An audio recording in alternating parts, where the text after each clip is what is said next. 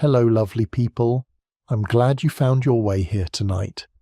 If you're settling in right now, pulling the blanket just a little closer, letting the room grow a little quieter around you, then you're exactly where you're supposed to be.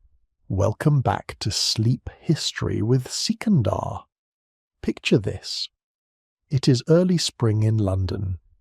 Somewhere in the West End, a tall, narrow townhouse, rented for the season at considerable expense by a family who can just about afford it, and who have quietly made sacrifices to make it possible. A mother is standing in a candlelit bedroom smoothing a pair of white gloves over her daughter's hands. The gloves are new. Everything is new tonight. The dress, the shoes, the satin ribbons woven into the girl's hair by a lady's maid who's been at it for the better part of 3 hours. The girl is 17. She has spent the last several months being quietly prepared for this evening, coached in how to curtsy, how to enter a room, how to refuse a dance without causing offence, how to accept one without appearing too eager. She has been prepared for nearly everything. She is still terrified. But the mother, standing just behind her now, smoothing the last wrinkle from the wrist of that white glove, the mother is more terrified. Here is what almost nobody tells you about the Regency season, the one you know from novels and period dramas, all candlelit ballrooms and longing glances across polished floors, handsome men with good estates and better jawlines. What nobody tells you is that it was not, at its heart, a love story. It was a financial transaction, a high-stakes negotiation conducted in silk slippers and white gloves, in drawing rooms and assembly halls, under the careful eyes of women who held the power to end a girl's future with a single cold glance across a crowded room. The mother smoothing those gloves knows this. She has always known this. She played this game herself 20 years ago, and she has not forgotten a single move. And tonight, for the first time, her daughter is about to find out. If this kind of storytelling is what you need to wind down tonight, I'd love it if you hit subscribe and left a like. It helps this channel more than you might think. And leave a comment before you drift off. Tell me where you're listening from tonight. In bed? On the couch? A favourite chair with something warm to drink? I love knowing. Now, dim those lights if you haven't already. Let the room settle into its quiet around you. And let us go back together. Back to the drawing rooms and ballrooms and anxious midnight carriage rides of Regency England, where a girl's entire future could be won or lost in a single season of cold calculation dressed up as courtship. Right. Let us begin with what the season actually was, because if you think you know, there is a reasonable chance you have the romanticised version, and the real version is considerably more interesting. The London season was a fixed period of time, roughly late March or April through late July, during which the aristocracy and upper gentry of England converged on the capital from their country estates, conducted their social and political business, and then departed again. Its timing was not arbitrary. It was tied directly to the parliamentary calendar. When Parliament sat, the men of consequence had to be in London, and when the men of consequence were in London, their families came with them. The season was, in a very real sense, a byproduct of governance, not of romance.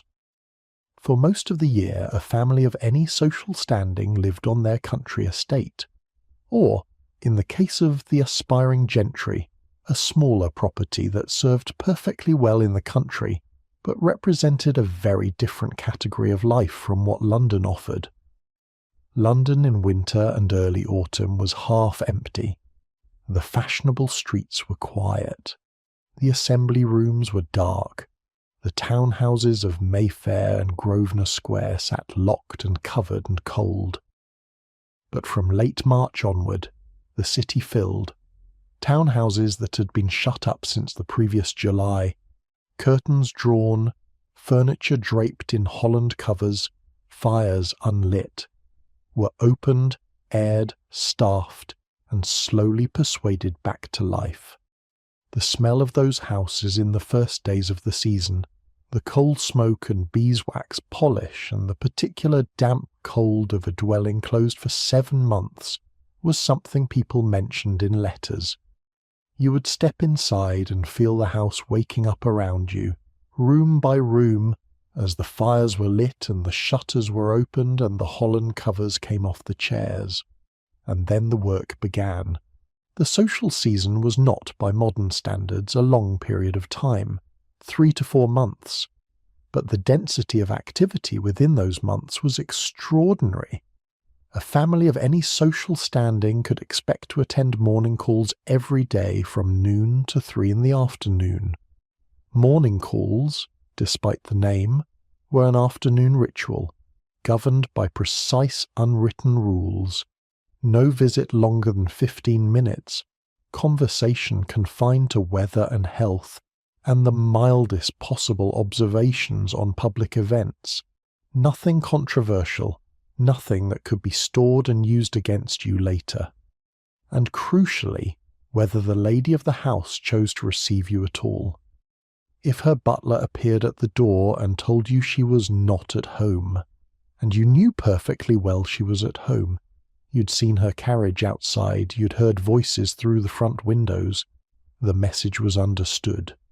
You'd been deliberately, publicly snubbed. And the speed at which that information would travel through society by the following morning was not something anyone needed to explain to you. After morning calls came the afternoon promenade in Hyde Park. This was less a leisure activity than a performance. The fashionable hours of the park were 5 to 7 in the evening, and during the season those hours filled the paths and carriage drives with a remarkable concentration of people who were all simultaneously watching each other and being watched. Who you drove with mattered, who you stopped to speak to mattered, who greeted you warmly and who looked through you as though you were made of glass. All of it was noted, all of it circulated, all of it would be discussed at the morning calls of the following afternoon across every drawing room in Mayfair. Then came the evenings, and the evenings were where the real work happened. Events during the season rarely began before 9 or 10 at night. A private dinner might start at 7, but the ball or assembly that followed would not be underway until the dinner guests had had time to digest and to rearrange their hair.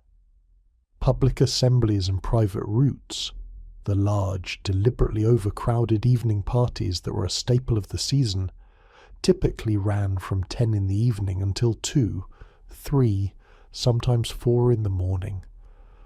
A family with genuine social ambitions might attend 2 or 3 events in a single evening, arriving at one ball at 10, leaving at midnight, appearing at a second assembly at 12:30, departing when their feet would simply not carry them any further. And this was not an occasional occurrence.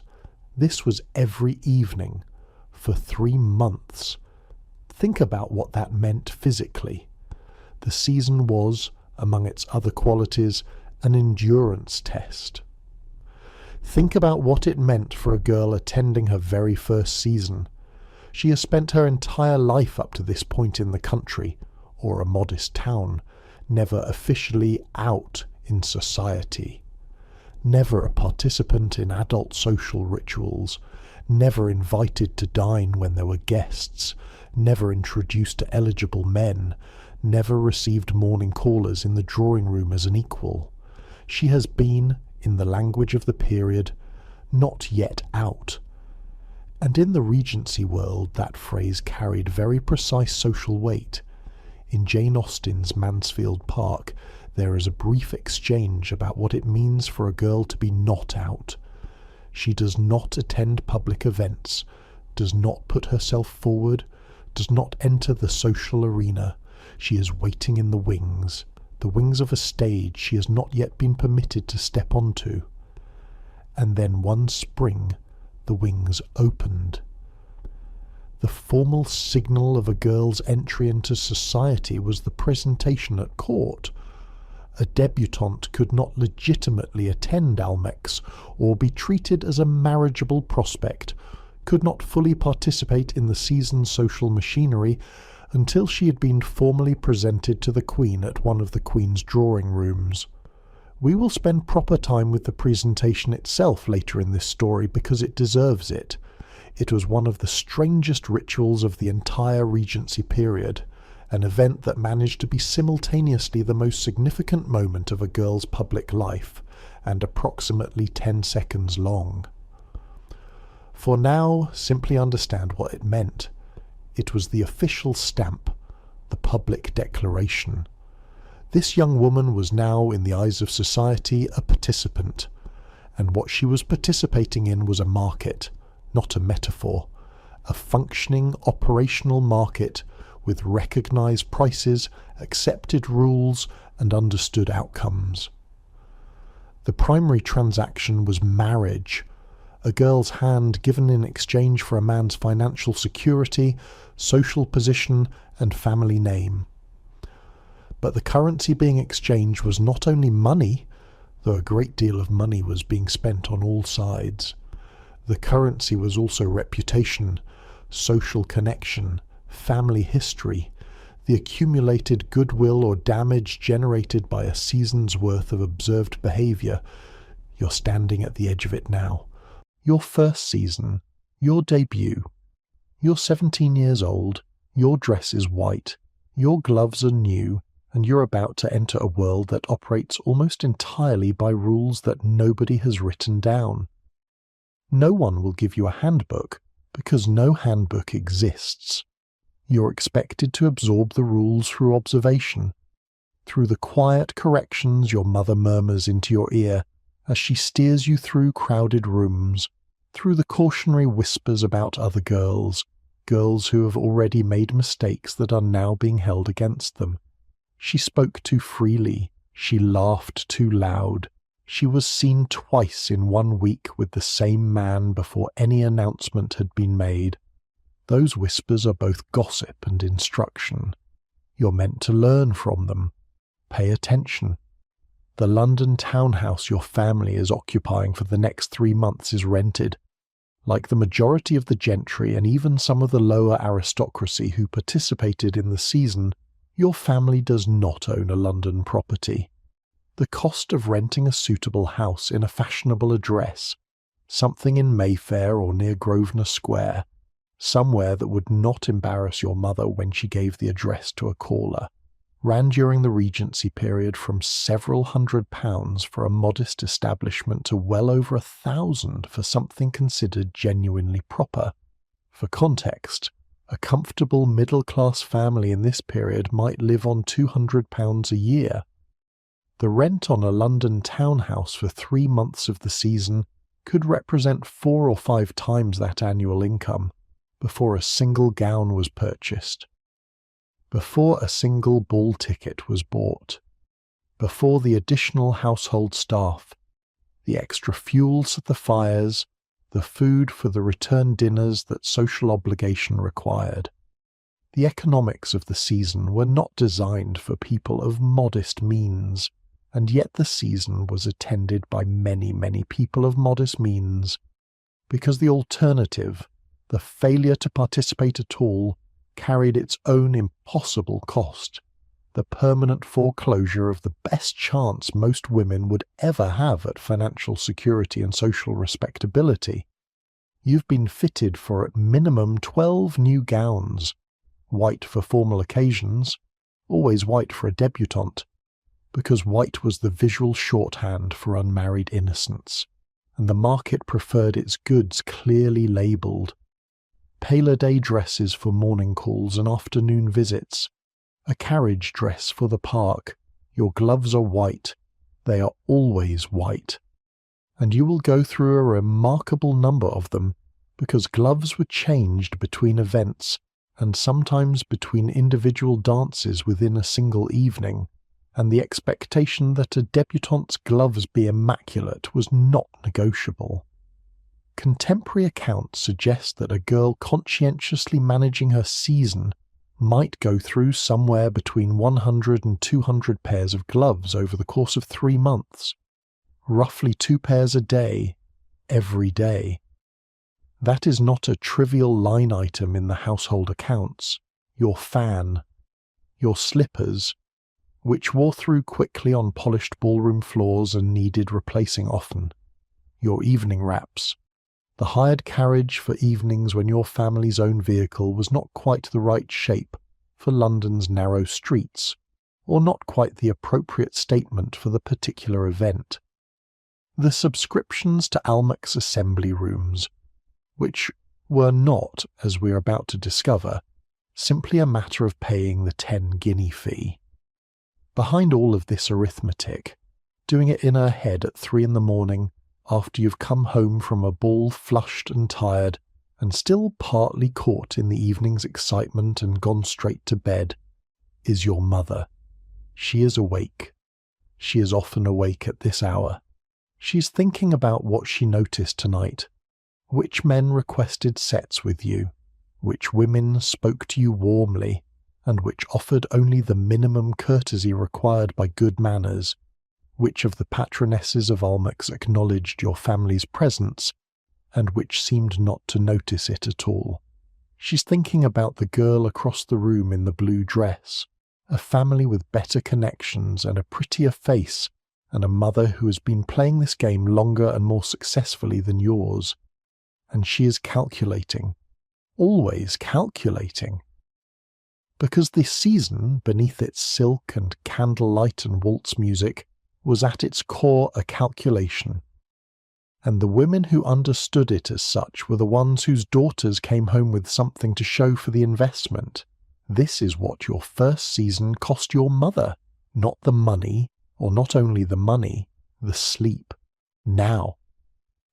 The social machinery of the season operated through a specific set of venues and rituals, and to understand the fear that ran underneath all of it, the mother's particular, specific, embodied fear, you need to understand the engine that powered the whole system, the place that sat at the social centre of the Regency world with a quiet, absolute authority that no ball or dinner or park promenade could rival.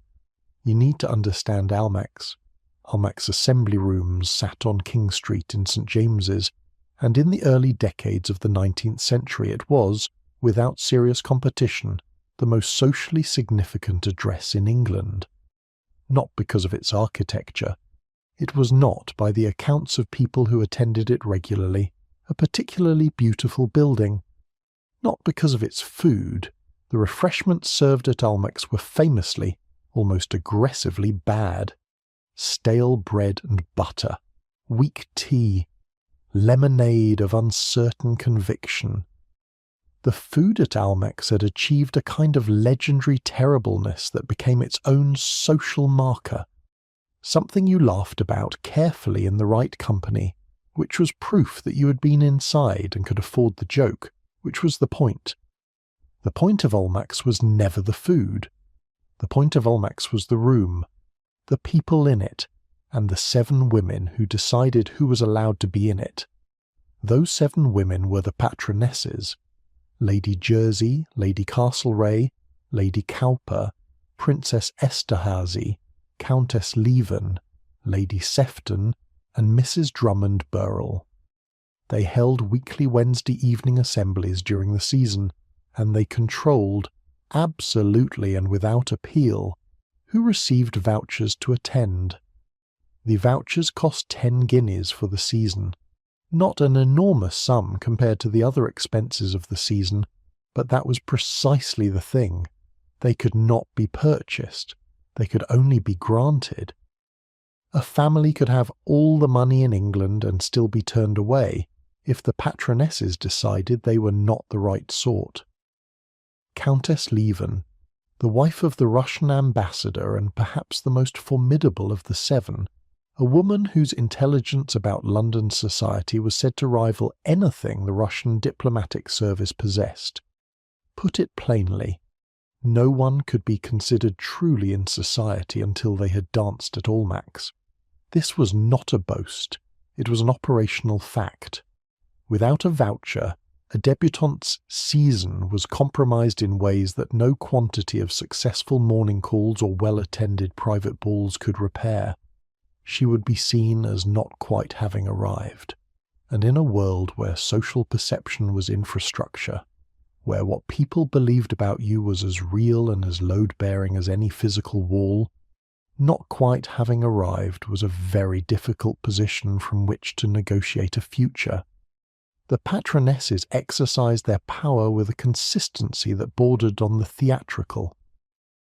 The Duke of Wellington, hero of Waterloo, the most celebrated military commander in the country, a man who had defeated Napoleon, arrived at Almack's one Wednesday evening in the year 1814 at 11:03. The doors closed at 11. He was turned away. The Duke of Wellington turned away at the door. He left without argument because he understood what everyone in London understood. The patronesses of Almack's did not make exceptions, not even for the man who had saved England from Napoleon. The rules were the rules, and the women who held the rules held the power. The individual patronesses were not, as a group, interchangeable. Each had her own personality, her own criteria, her own particular area of social authority. A mother navigating the season needed to understand all 7 of them, because the path to a voucher ran through whichever patroness your family had the best chance of impressing, and choosing the wrong approach to the wrong woman was a mistake you made once. Lady Jersey was perhaps the most socially brilliant of the 7, and certainly the most discussed. She had acquired the nickname Silence, with a dry irony that the Regency era was very good at, because she was constitutionally incapable of stopping talking. She spoke quickly, constantly to everyone, and she had the particular gift of making each person she spoke to feel simultaneously flattered and slightly off balance, which was exactly the kind of social dexterity that Regency society rewarded without ever quite admitting it did so. Lady Jersey's approval was worth cultivating because she was everywhere and knew everything, and a well-placed word from her to the right person could open a drawing-room door that had previously shown no inclination to move. Lady Cowper, who would later in life become Countess Palmerston, was considered the warmest of the 7, more inclined to generosity, more likely to look for reasons to grant a voucher than reasons to withhold one. A mother whose daughter was a borderline case. Good family, perhaps not quite the right connections, a little too quiet or a little too animated, often pinned her hopes specifically on Lady Cowper. She was the most approachable of the patronesses, which is a sentence that requires context, given that the patronesses collectively were not known for their approachability. And then there was Mrs. Drummond Burrell, who was, by most accounts, the most relentlessly formidable of all of them. Contemporaries described her as possessing a manner so precisely calibrated to coldness that merely standing in her vicinity at a social gathering was understood as something to be survived. She was strict about dress, turning away women whose necklines she found unsuitable, whose gloves were the wrong length, whose deportment she judged insufficiently dignified. She made these judgments without diplomatic softening. She said no, and looked at you in a way that made the no feel like a geological formation, permanent, pre-existing, as though the no had always been there and you'd simply been unaware of it until now. Now. Here is the thing about Almack's that surprises people once they understand what it actually was.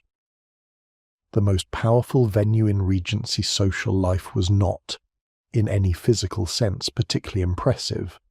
The rooms were not large. The ballroom itself could accommodate a respectable number of dancers, but by the standards of the great private ballrooms found in aristocratic townhouses, Devonshire House, or the grander rooms in Grosvenor Square, it was modest. The ceiling was not especially high. The decor was adequate.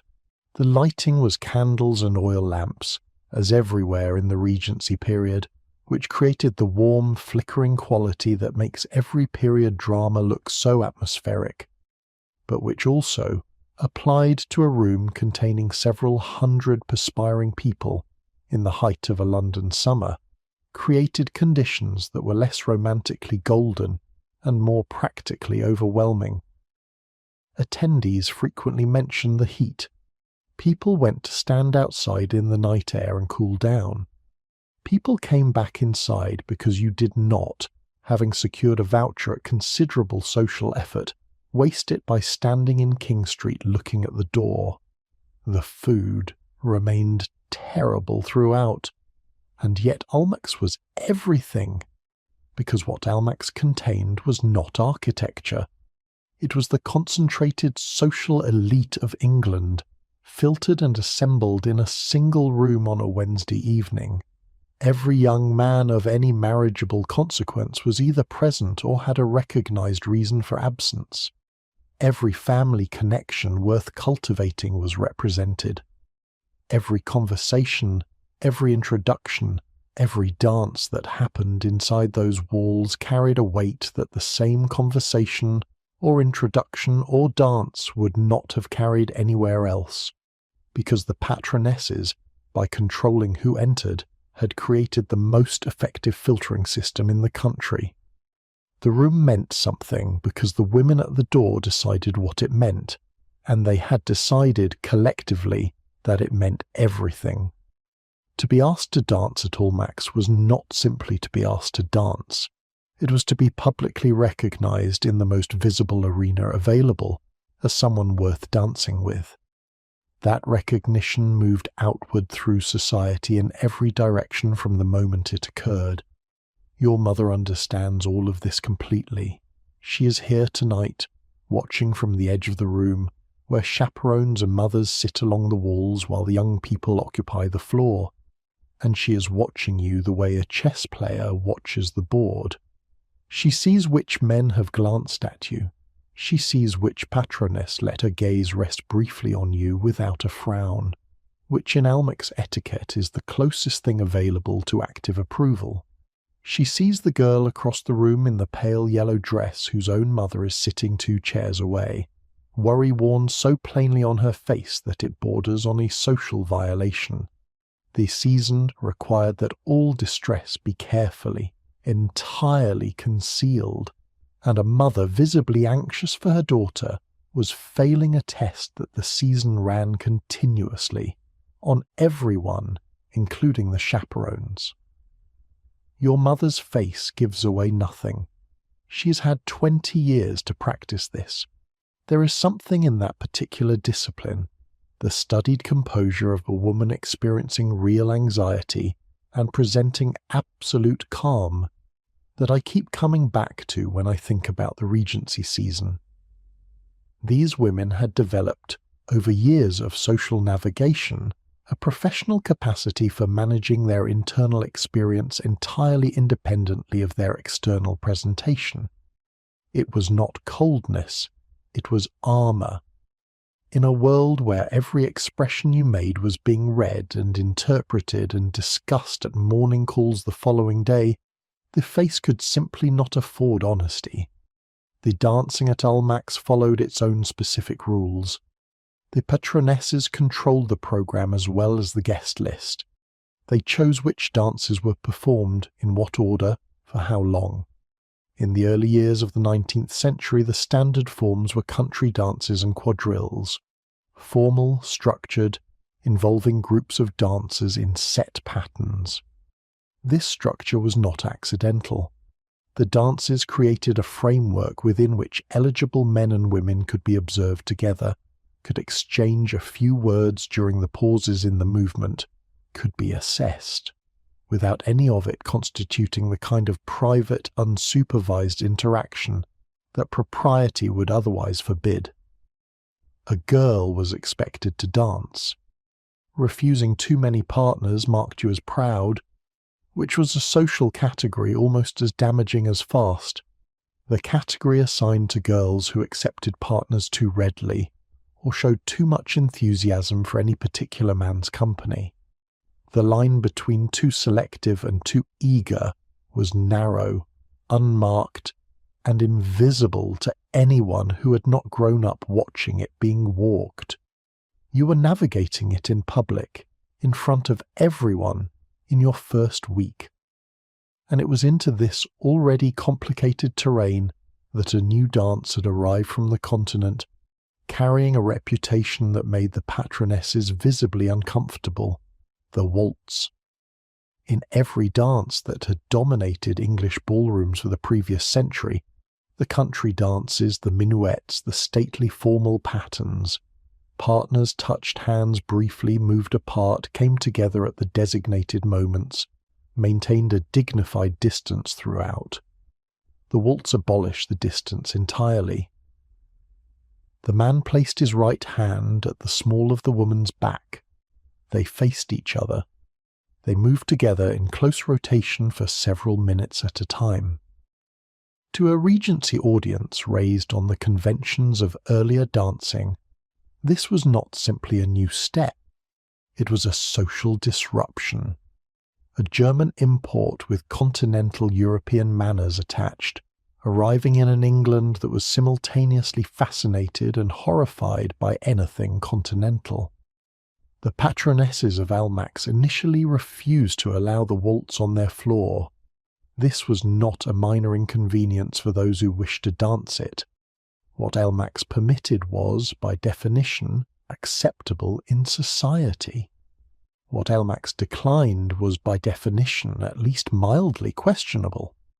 The waltz was eventually permitted in the mid-1810s, but carefully.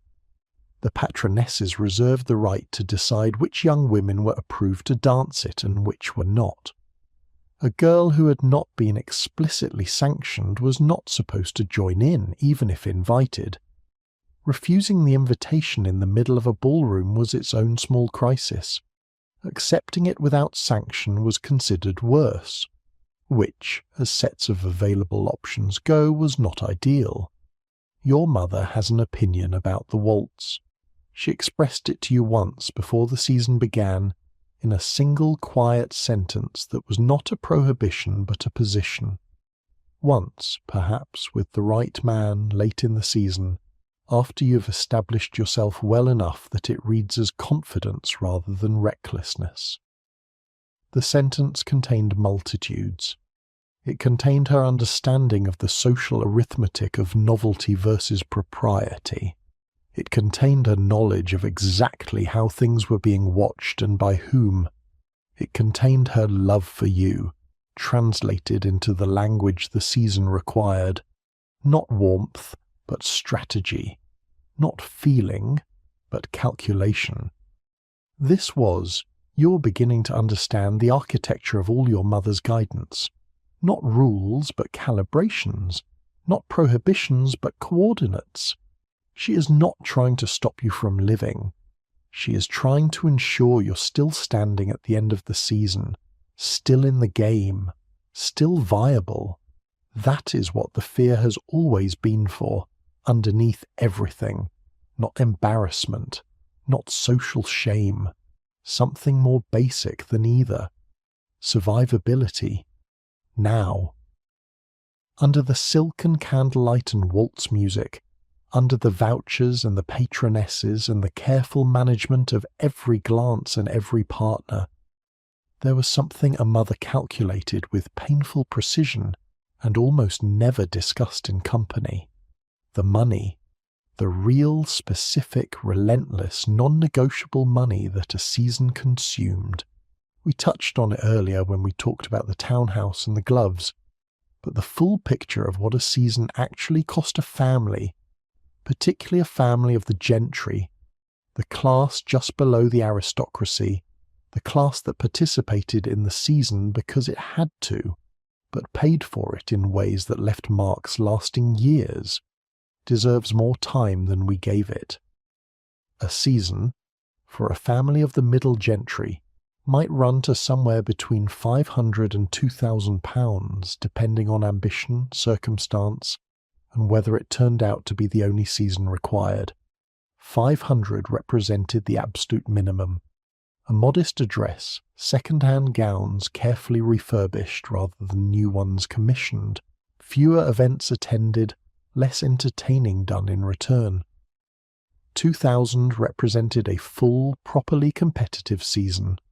The right street, the right gowns, the right number of return dinners given to the families whose invitations you had accepted, the right subscriptions, the right vehicle for Hyde Park.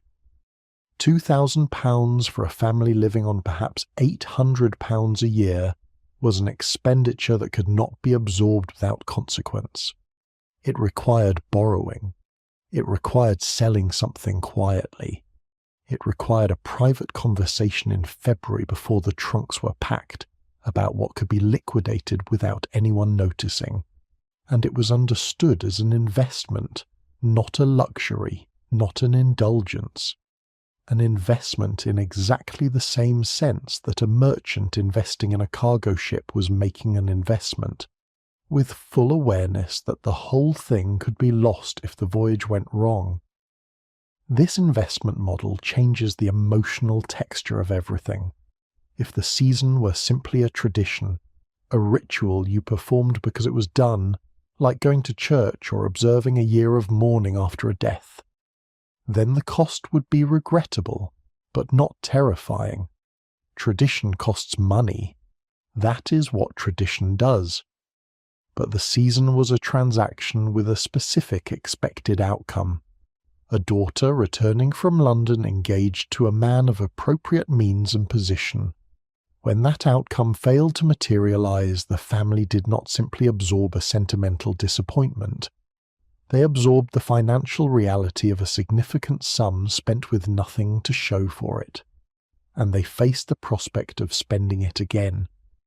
Because a girl who received no proposal during her first season was expected to have a second, and possibly a third, each requiring the same investment.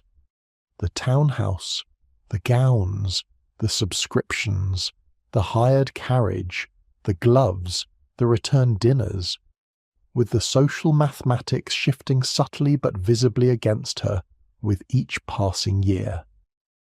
A girl in her first season carried the full weight of possibility, untested, unmarked, fresh from the country. A girl in her third season carried a different weight, the quiet, unspoken question of why she was still unmarried, the implication that the eligible men of previous seasons had looked and found something wanting, the growing arithmetic problem that men considering her were doing, whether they admitted it or not. Some families could not sustain a second season financially. They had borrowed for the first on the assumption that it would suffice. When it did not, they had to decide: borrow again for an investment that had already failed once, or withdraw quietly and accept a future for their daughter that was considerably more modest than the one they had hoped for. There is an aspect of the season's financial reality that is rarely examined in the romantic version, and it is this: who actually bore the weight of managing all of it. The father was, legally and formally, the primary economic actor. He signed the lease. He authorized the credit with the dressmakers. He was, in the household's formal structure, responsible for the expenditure. But the decisions about how the money was deployed, which gowns were essential and which could be managed without, which events justified the cost of the hired carriage and which could be declined, which social engagements had to be reciprocated and which could be let slide, those decisions were almost invariably made by the mother. She was the operating intelligence of the season. He was, in many cases, largely the signature. And the mother running the season's economics was simultaneously running its social architecture. The calls attended, the invitations managed, the patronesses approached with the right combination of deference and confidence, the rivals observed without appearing to observe them. while also managing her daughter's energy, her confidence, her composure after small disappointments, her restraint in moments of excitement. She was doing all of this at once, every day, for 3 months, on inadequate sleep, in a house that was not quite her own, in a city that was not quite comfortable, performing a version of herself that was entirely constructed and entirely necessary. It is perhaps worth saying this plainly and then letting it sit for a moment. The mothers of the Regency season were doing an enormous amount of work that nobody was counting as work. But what made the work harder than the logistics, harder than the money even, was something that lived below all of it, in the substrate of everything your mother said and did not say, thought, and could not prevent herself from thinking. Something that came not from the season's formal rules or its financial demands, but from her own history, her own experience of this game, her own specific embodied memory of what it felt like to be where you are standing now, because she was here once, and what that means, what it actually meant for a Regency mother to watch her daughter enter the very arena she herself had navigated decades earlier, is the part nobody tells you. And it is the most important part. But to understand it properly, you first need to understand the thing that governed everything the season produced. Not the ballrooms, not the vouchers, not even the money. The thing that was more fragile, more load-bearing, and more difficult to repair than any of those. Reputation. Reputation, in the Regency world, was not a soft thing. It was not a matter of impression, of subjective opinion, of something that could be managed and corrected and gradually updated over time the way we understand it now. It was infrastructure, load-bearing, as real and as consequential as the financial arrangements that bound a family together, as specific in its effects as a bank balance or an annual income, and it could be damaged in a single evening. The rules that governed a girl's reputation during the season were almost entirely unwritten. There was no guide, no list, no document you could consult to know what was permitted and what would cost you. The rules lived in the collective memory of the women who enforced them, in the accumulated social knowledge of every mother, chaperone, patroness, and senior female member of society who was present, watching, and perfectly capable of converting what they observed into a narrative that would be attached to a girl's name for the remainder of the season, sometimes longer. Here is what most people never think about when they think about the unwritten rules. They were not in fact unknown. Every mother knew them, every girl was supposed to absorb them. They were called unwritten not because they were secret, but because writing them down would have required acknowledging that they existed as rules, which would have required acknowledging that the season was a system, a mechanism, a machine, which would have required acknowledging that love and romance were not, in any primary sense, driving the whole enterprise, and no one was quite willing to say that directly. So the rules remained unwritten and were enforced with perfect consistency. You cannot walk alone in any public space, not in Hyde Park, not along a shopping street, not anywhere visible to anyone whose opinion might matter. You are accompanied at all times by your mother, your chaperone, or a trusted female companion.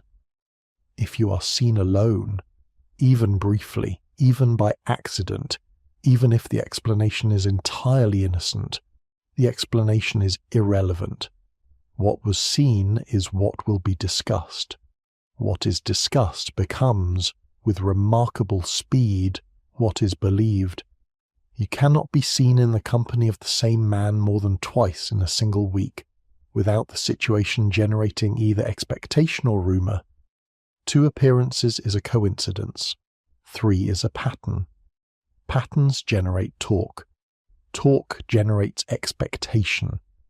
Expectation, if not satisfied by an engagement announcement, generates the particular quality of gossip that implies something was occurring that should not have been, and that the man in question has since thought better of formalizing.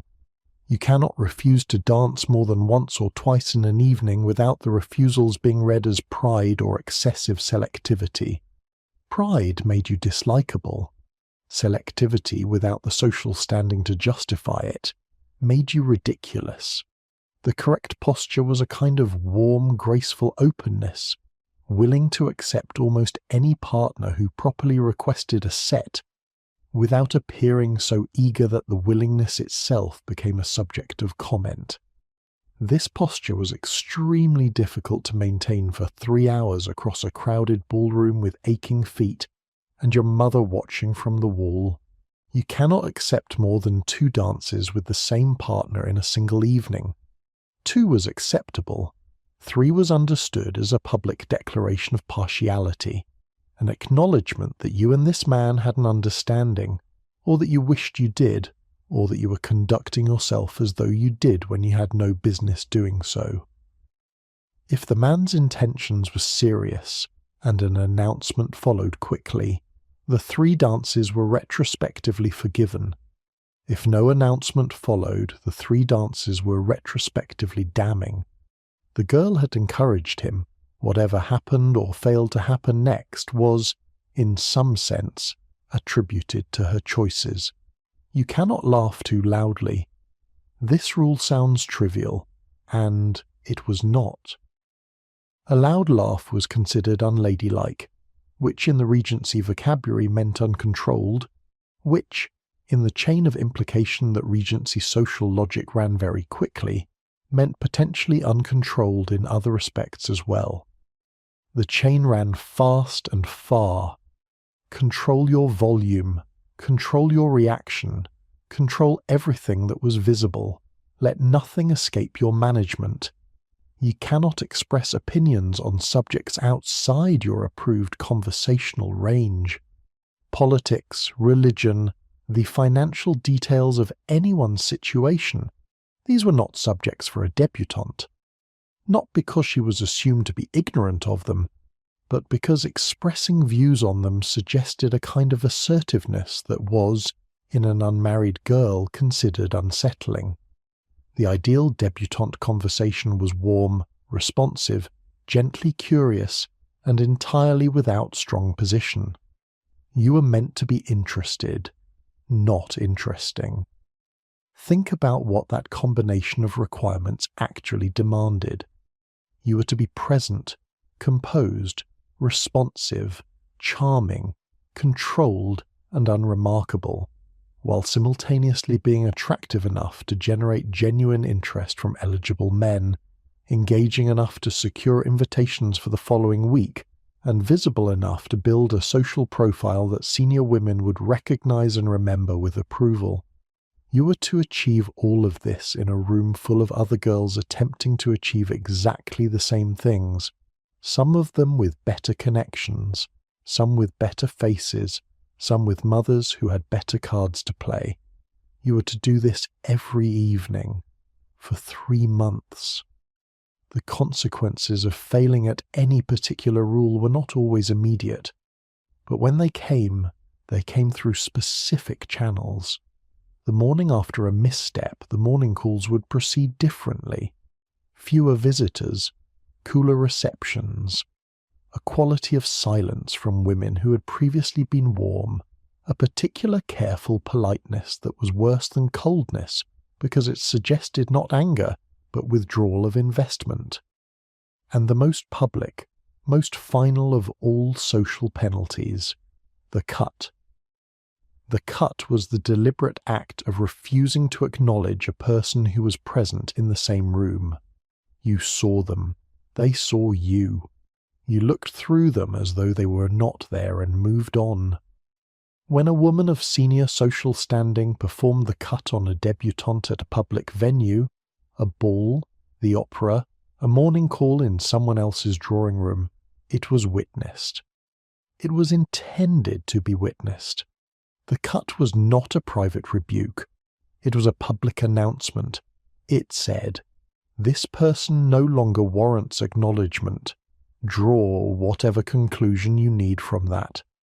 The mechanism by which reputation travelled in the Regency world was the morning call. We've already established what morning calls were on their surface. The 15-minute visits, the constrained conversation, the carefully managed social exchanges that filled the early afternoons of the season calendar. What we have not yet examined is what they were underneath the surface, the most efficient information distribution system in Regency England. Consider how it worked. You attend a ball on Tuesday evening. Something happens at that ball. A girl refuses a partner in a visible way, or is observed in what appears to be a slightly too intense conversation with a man not known to be her suitor, or luffs at the wrong moment in the wrong company, or is seen leaving a room just after a man left it. The women who observe this are numerous, experienced, and have very good memories for exactly this kind of detail. By Wednesday morning, each of those women is making her round of morning calls. 50 minutes here, 50 minutes there, 6 or 8 or 10 houses in the course of a single afternoon. And in each house, in the particular way that morning call conversation works, carefully, amusingly, never quite directly, always with a quality of innocent interest, the observation is shared. By Thursday morning, the observation has passed through enough houses that its source can no longer be clearly identified, which is crucial to how the system functions. Anonymous information is considerably more difficult to contest than information with a named and accountable origin. By Thursday afternoon, the information has acquired, in its passage through 8 or 10 drawing rooms, a slight but consistent shift in emphasis. The human tendency to make a story more coherent and more decisive in the retelling, which operates even in the most genteel of morning call conversations, and what arrives in the 11th and 12th drawing rooms is not precisely what was observed on Tuesday evening. It is something slightly more settled, slightly more decided, a thing that has become, through repeated circulation, a known thing. This was not malice, or not primarily malice. The morning call network was not a system designed for the deliberate destruction of reputations, though it could function that way and sometimes did. It was primarily a social information system, the closest equivalent the Regency world had to a newspaper, except faster, more granular, and considerably better informed. It carried good information as readily as it carried damaging information. A girl who made a strong impression at a Wednesday ball could find, by the following Monday, that her name was being mentioned warmly in drawing rooms she had never entered. The network that could harm a reputation could build one with the same efficiency. The question was simply what information was in circulation, and who was circulating it, and whether the women telling the story were inclined toward generosity or toward something more careful and pointed. A mother's job during the season was partly to manage what information entered the network about her daughter, and partly to monitor what information was already circulating. She attended her own morning calls not simply to maintain social relations, but to take readings, listening not just for what was said about her daughter, but for what was not said, which was sometimes considerably more informative. A morning call that proceeded without any mention of your daughter in a house that usually mentioned her could mean several things. A morning call in which your daughter's name came up once and was then quickly redirected to another subject could mean several more. Reading the silences and the redirections and the moments of slightly too careful courtesy was a skill that experienced mothers had developed over years of paying exactly this kind of attention. There was also the matter of deliberate positive intervention, a senior woman of good social standing choosing to mention a debutante favourably in her morning call circuits, to speak well of her dancing or her conversation or her family, to create an impression of warmth that preceded the girl into rooms she had not yet entered. Patronesses did this for girls they approved of. Senior hostesses did this for girls whose mothers had cultivated the right relationships. A mother who had the standing and the relationships to arrange for this kind of support had a meaningful advantage. It required both genuine social credibility and relationships authentic enough that the support did not read as transactional. People were very good at identifying a favourable word that had been purchased or arranged, and identified words of that kind often did more damage than silence. The counterintuitive rule about the morning call network, the one that took even experienced mothers time to fully absorb, was that too much positive attention could be as dangerous as negative attention. A girl who was talked about excessively, even favourably, was a girl under observation. Being under observation created pressure. Pressure created the conditions for error. A girl widely praised for her dancing was a girl whose dancing was being examined at every subsequent ball for any slip in quality. A girl warmly described across 6 morning calls in a single week was a girl in whom 6 drawing rooms now had a stake. And having a stake in something means caring when that something disappoints. The ideal position for much of the season was consistent, quiet, favourable, present enough to be appreciated, unremarkable enough not to be watched too closely, brilliant enough to be invited, steady enough not to be discussed. This was almost impossible to teach. It was the kind of social calibration that had to be felt rather than explained, absorbed through the specific repeated experience of a room, and learned through the body rather than through the mind. A mother could describe the principle, but the capacity to embody it, to know in any given room on any given evening where the line was between too visible and not visible enough, that could only be developed by being in the rooms, by being watched, by learning, through a season's worth of being observed, how observation felt and how to manage the feeling of it without letting it show, which brought the whole question back, inevitably, to what the mothers knew that no preparation could convey. A single cut from a sufficiently powerful woman could mark a girl for the remainder of the season. Multiple cuts from multiple women in quick succession could effectively end it. There is perhaps no more instructive illustration of how swiftly and completely the system could operate than the case of Lady Caroline Lamb. She was not a debutante when her most famous scandal occurred. She was a married woman, wife of William Lamb, by the time she conducted her very public and extravagant pursuit of Lord Byron in 1812. But what happened to her reputation afterward demonstrates the mechanism in its fully operational form. Within months, she was effectively excluded. The society that had found her vivid and charming the previous season found her embarrassing and destabilizing the next. Invitations ceased. The doors that had been open closed. Her mother, Lady Bessborough herself, a woman of formidable social intelligence and long experience, watched the process with the anguish of someone who understood the mechanism perfectly and could not arrest it. Lady Bessborough had spent years managing the consequences of her daughter's temperament. She had warned, smoothed, intervened, cultivated goodwill in the right places to serve as a buffer against the inevitable. And she had found, as some mothers find, that certain fires are simply too large for accumulated goodwill to contain.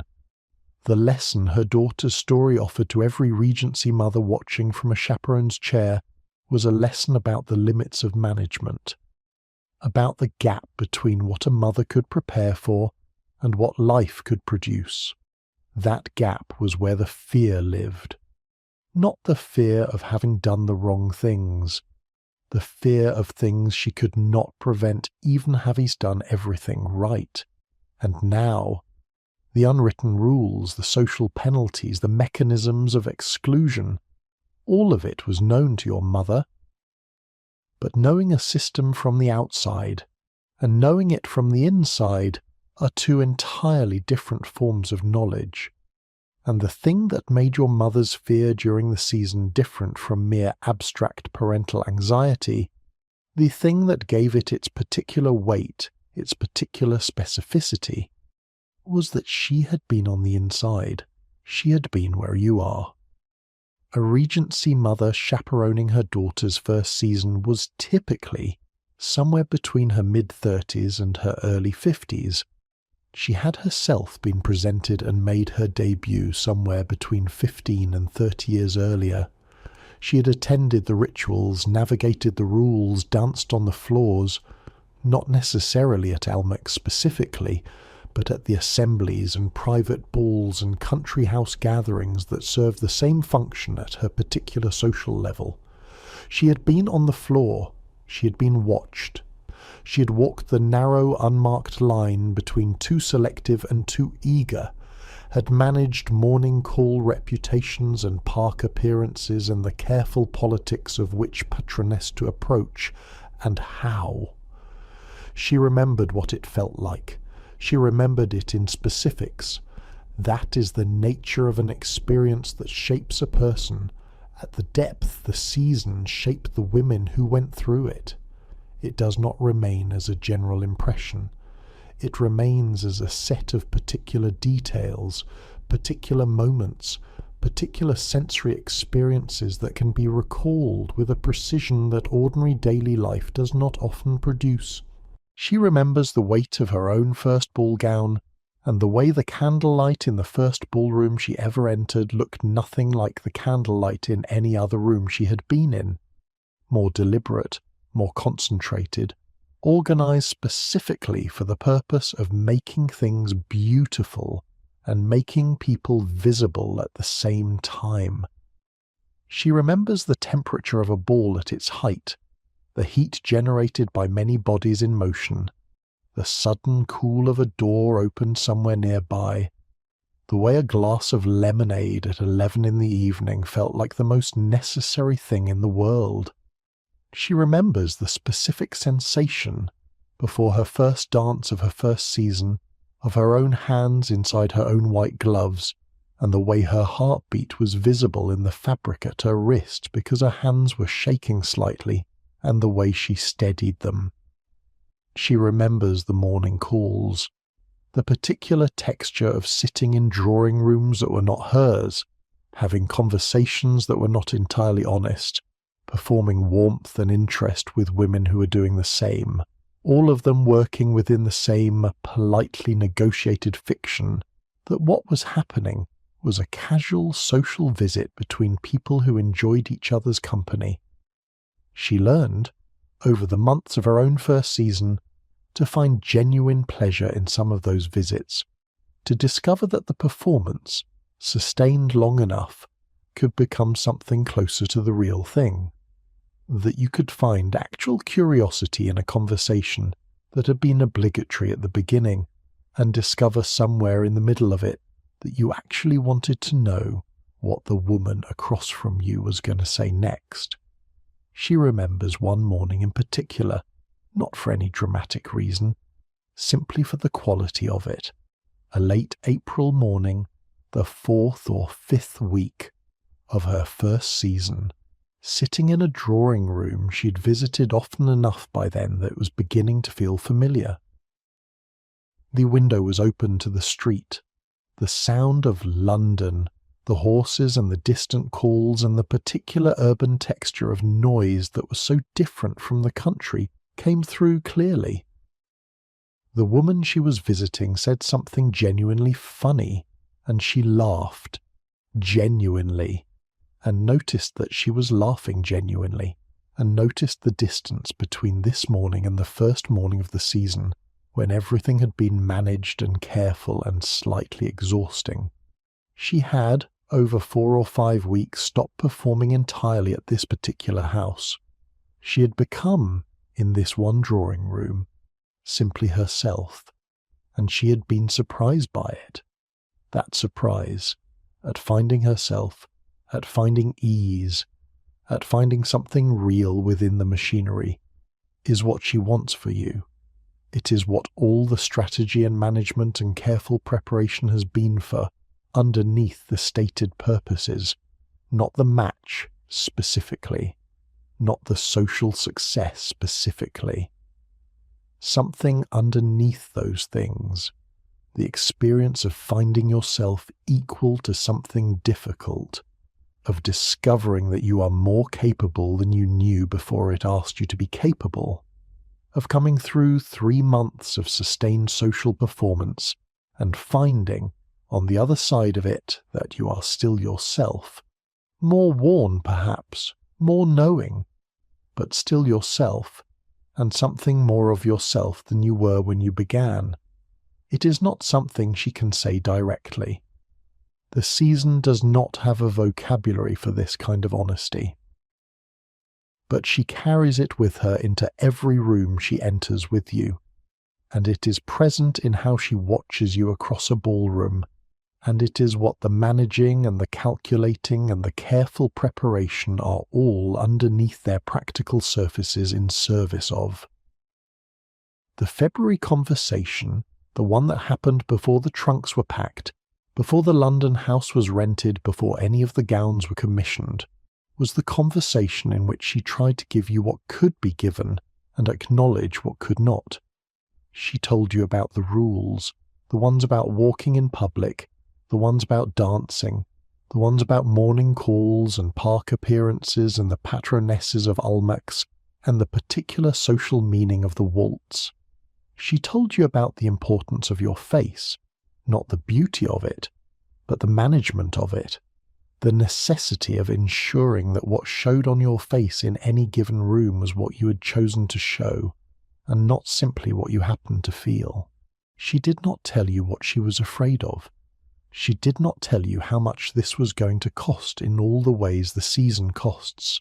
She did not tell you about the morning she laughed genuinely in the drawing room with the window open, or about her own first curtsy at court and the way the corridor felt afterward, or about the one near miss of her own season that she's not spoken of to anyone in 15 years and does not intend to speak of now.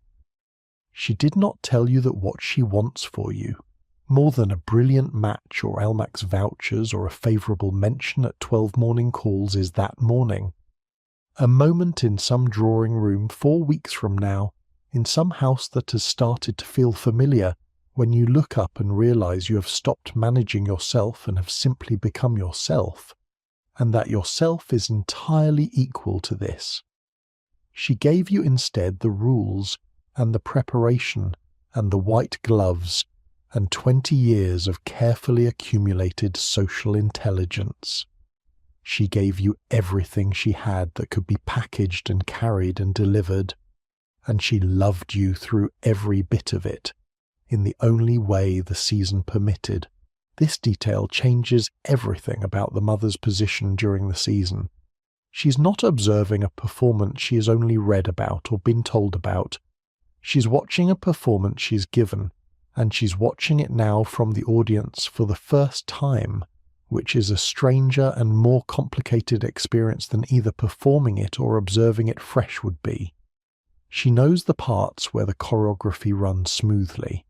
She knows the parts where it can go wrong, the specific, subtle moments where a girl who's doing everything correctly can still find herself, through no particular failure of her own, on the wrong side of something.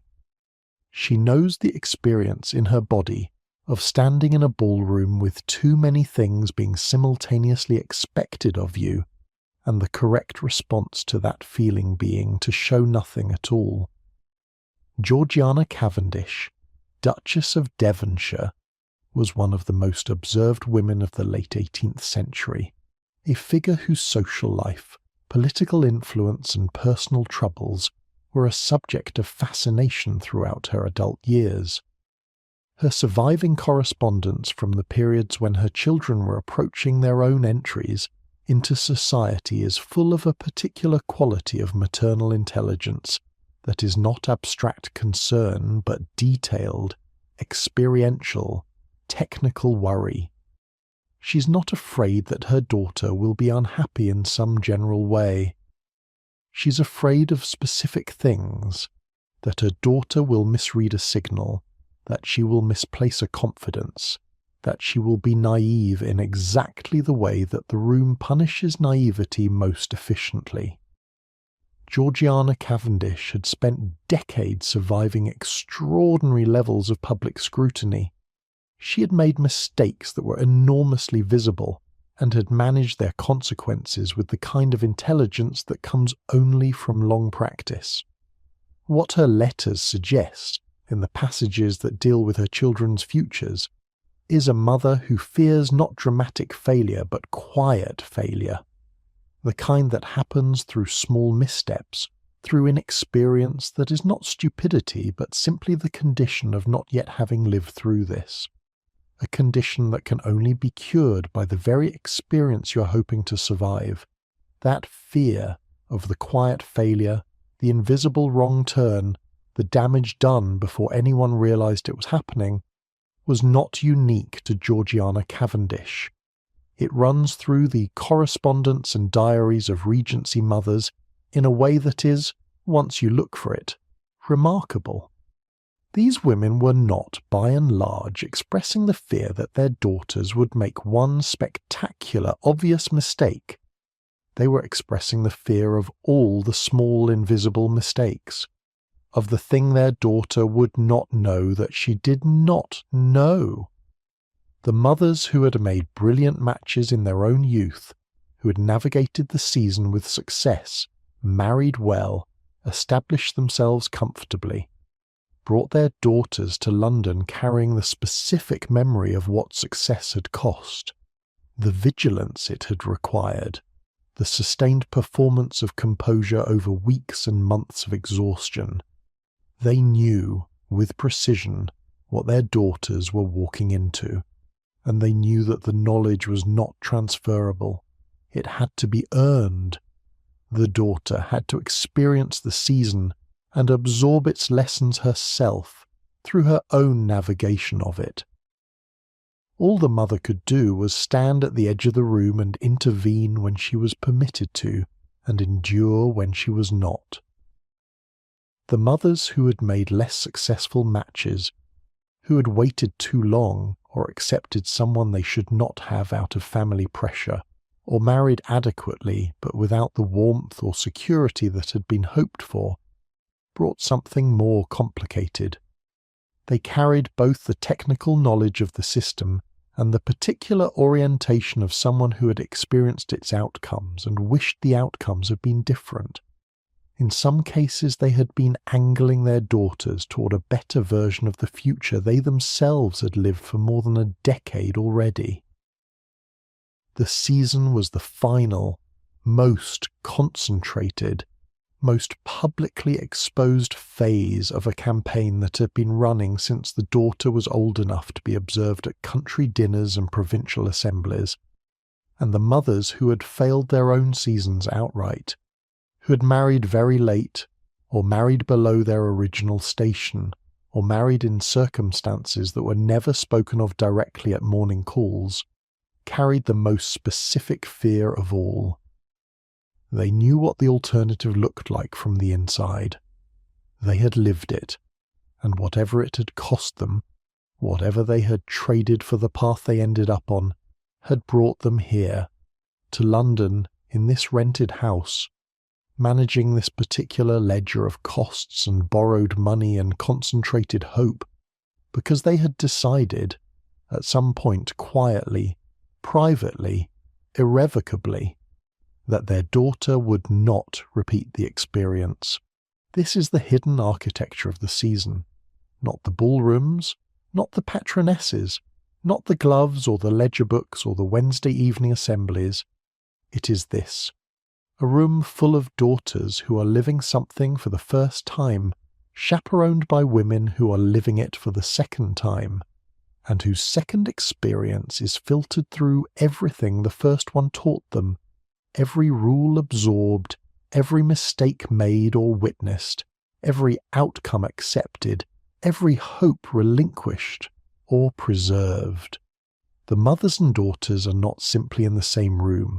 They are in the same experience at two different points in time, separated by 20 years, and the distance between these 2 points contains everything. The candles burn lower. Somewhere outside the assembly rooms, London carries on its nighttime work. The carriages on the cobblestones, the watch calling the hour, the sound of distant music from another house, where another family is managing another season at another social register. Inside the ballroom, your mother watches, and whatever she's watching for, whatever she's calculating, whatever she's afraid of, it is not a small or simple thing. Because under all the social arithmetic, the vouchers, the rules, the financial accounts, the memory of her own season, the thing your mother has been dreading most specifically is one particular afternoon. A specific room. A single ritual that takes approximately 10 seconds, and that she will not be permitted to attend. Your presentation at court.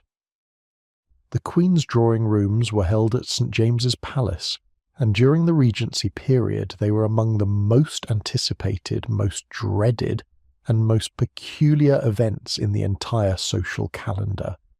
Peculiar because they were frozen in a way that nothing else in Regency life was frozen, preserved in a deliberate amber of earlier fashion, earlier ceremony, earlier social logic, as though the court had decided at some point in the mid-18th century that this particular ritual was not subject to the normal processes of change, and had not revisited that decision since. The dress required for a court presentation was not the dress of the current era.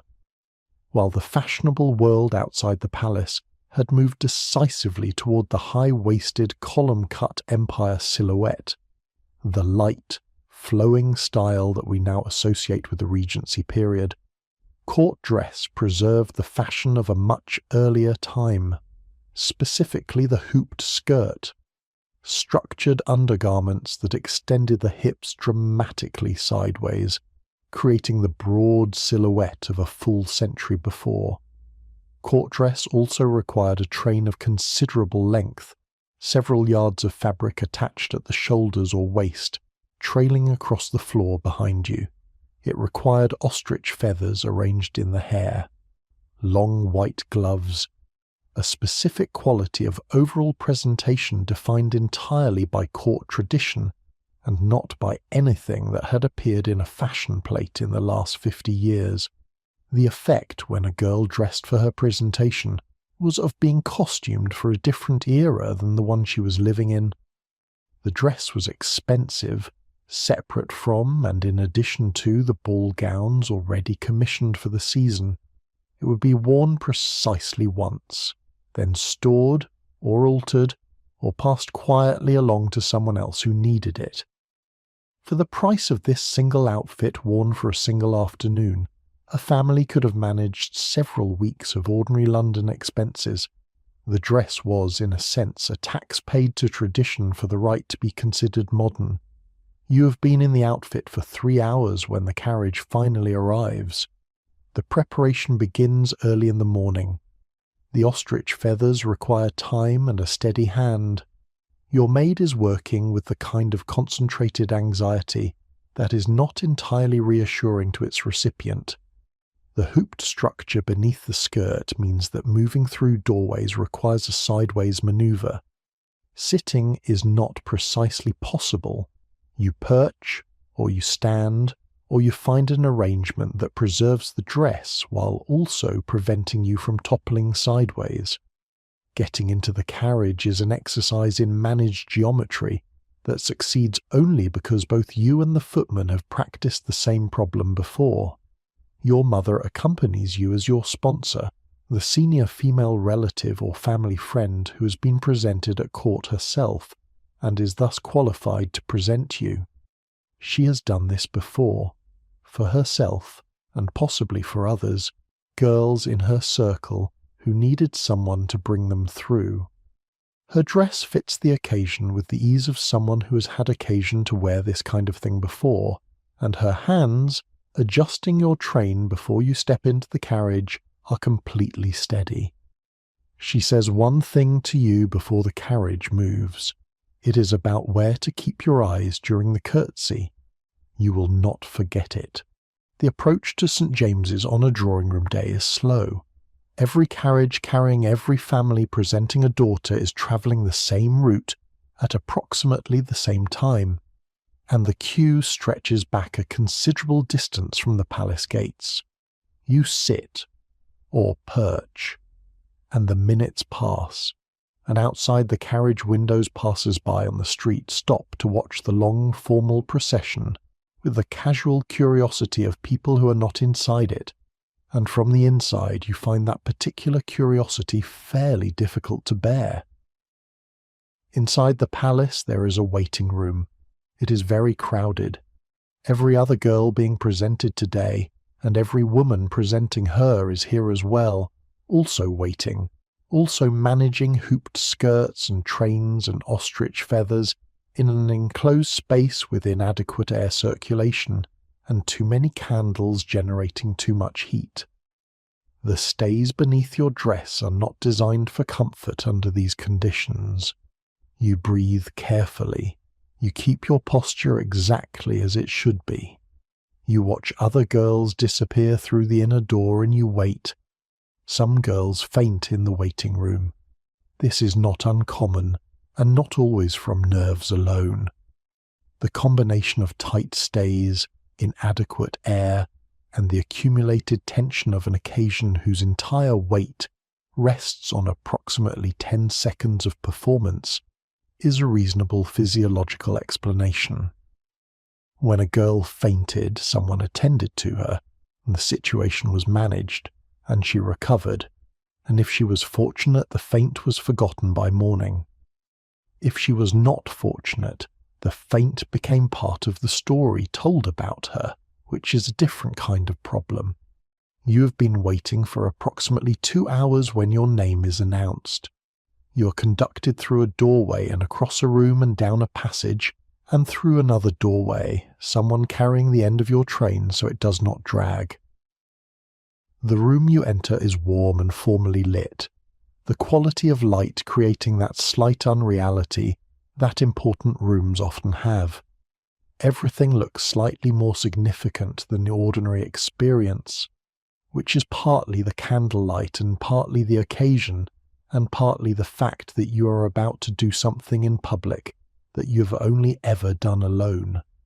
In the drawing room at home, with your mother watching and occasionally noting quietly that your eyes were slightly too low or your chin fractionally too high. At the end of the room, the Queen. You walk forward. You do not look around. Eyes on the middle distance as instructed, neither so high as to seem presumptuous, nor so low as to seem afraid. You reach the correct position. You curtsy, not a small one.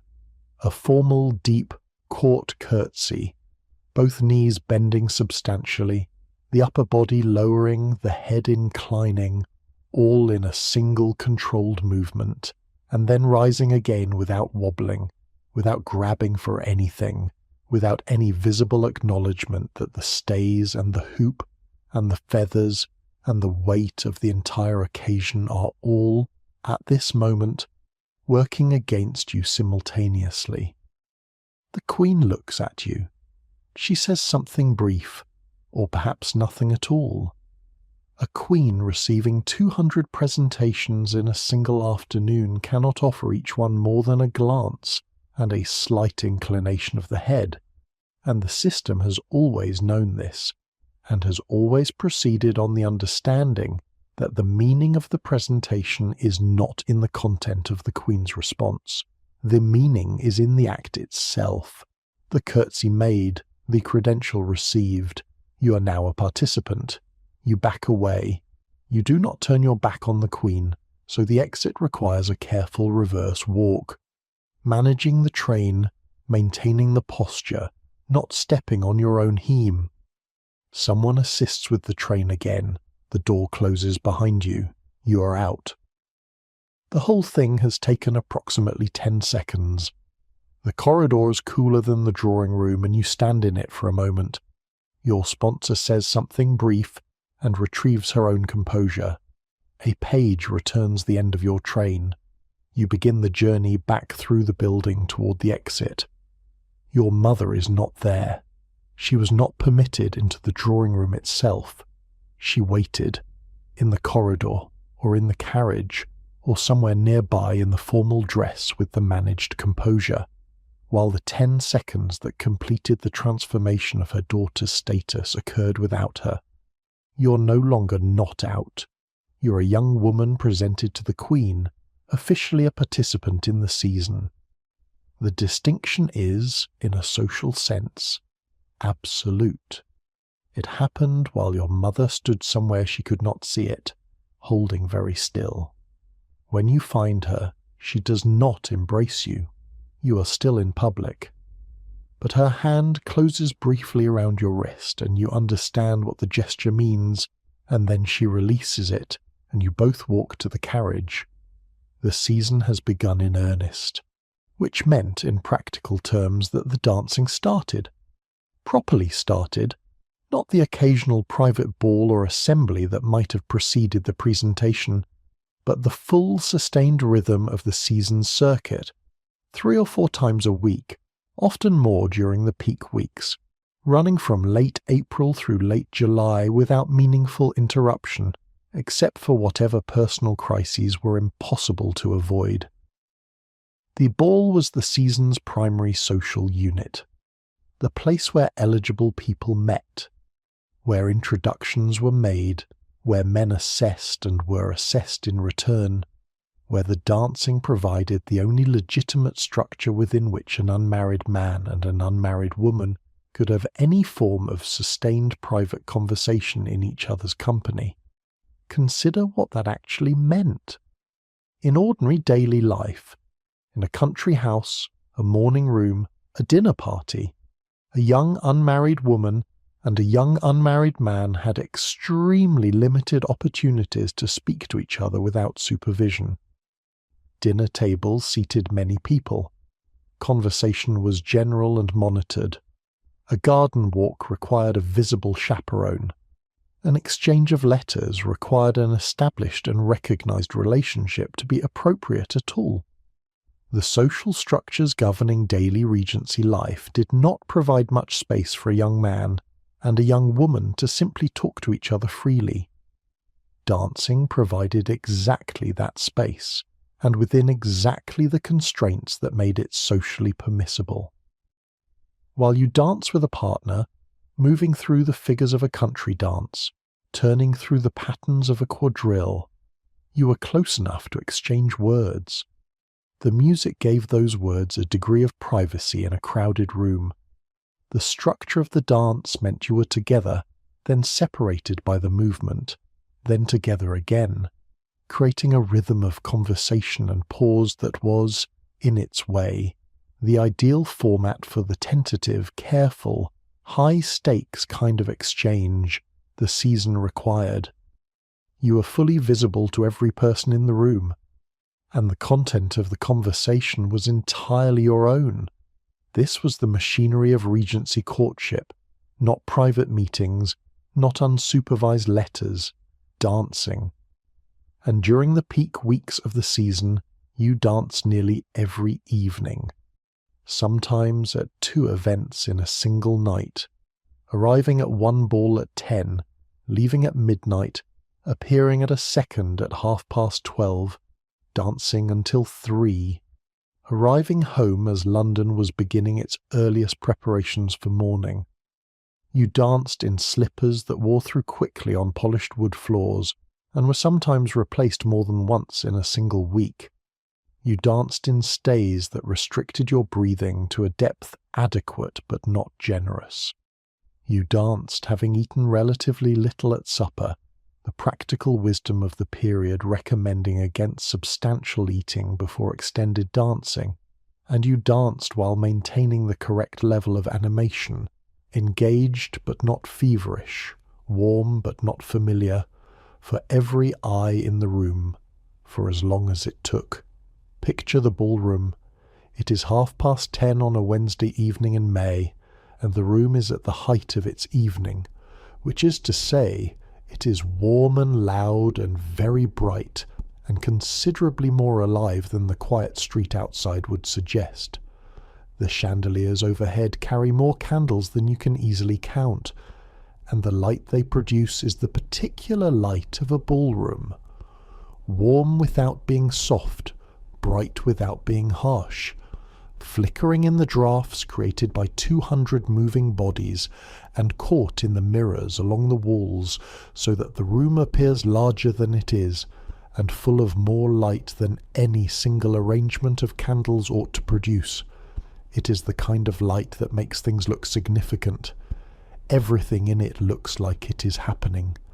The floor is polished to a degree that makes it treacherous in the thin slippers women wear, and the musicians at the far end of the room, a small orchestra, string heavy, playing at the volume required to be heard across a space of this size over the conversation, are currently between sets, which means the noise of the room is at its peak. When the music stops, the conversation fills in to compensate, and then some.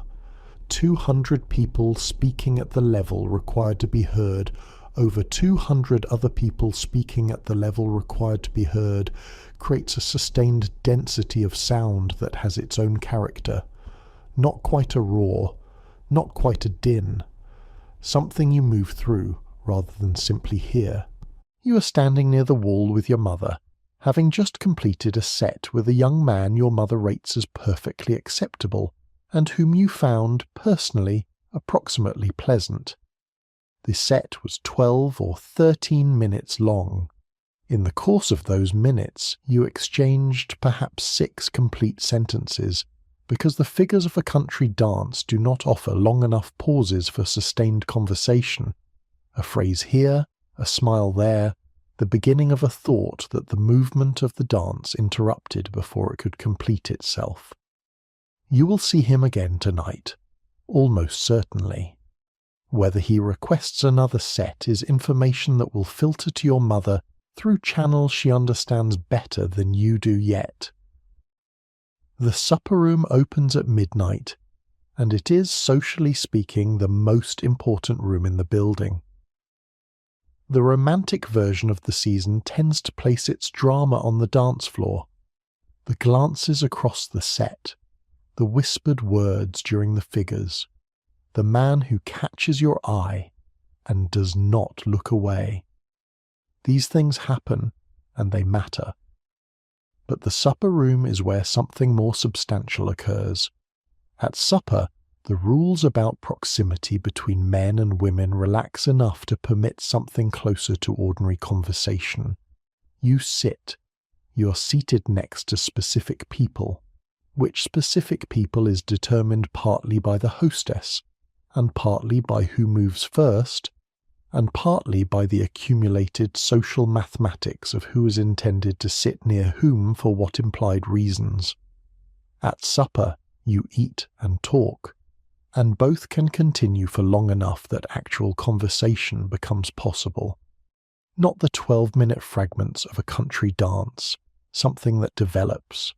This was where real connections were made. You could dance with a man for 2 evenings in a row, and discover at supper on the 3rd evening that he was either considerably more interesting than the dancing had suggested, or considerably less, and either discovery was useful in its way. You could find that a man who had seemed reserved on the floor was, given 15 minutes of table conversation, genuinely funny. You could find that a man whose dancing had been graceful and attentive had, at supper, nothing to say about anything that interested you. The dance floor showed who was present and interested. The supper room showed whether the interest was worth having. The food at a well-run private ball was considerably better than the famous offerings at Almack's. Cold meats, lobster patties, jellies and syllabubs and savoury pastries. The elaborate cold supper was one of a hostess's primary statements of standard, and its quality circulated in morning call conversation the following afternoon as evidence of whether the evening had been a success. You ate at supper because the dancing had made you genuinely hungry, and the eating was permitted and normal at supper in a way that eating in most social contexts was not. Supper was the season's one officially sanctioned moment of physical honesty.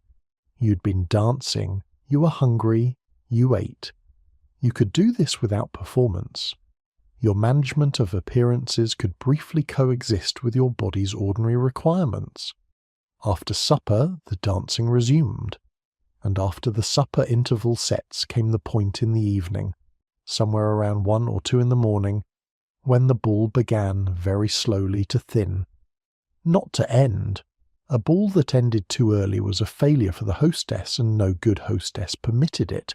But to thin, the older guests making their farewells, families with early morning obligations beginning their departures, the sustained concentration of the evening's energy starting finally, gradually to release. The room that was full at midnight was half full by 2.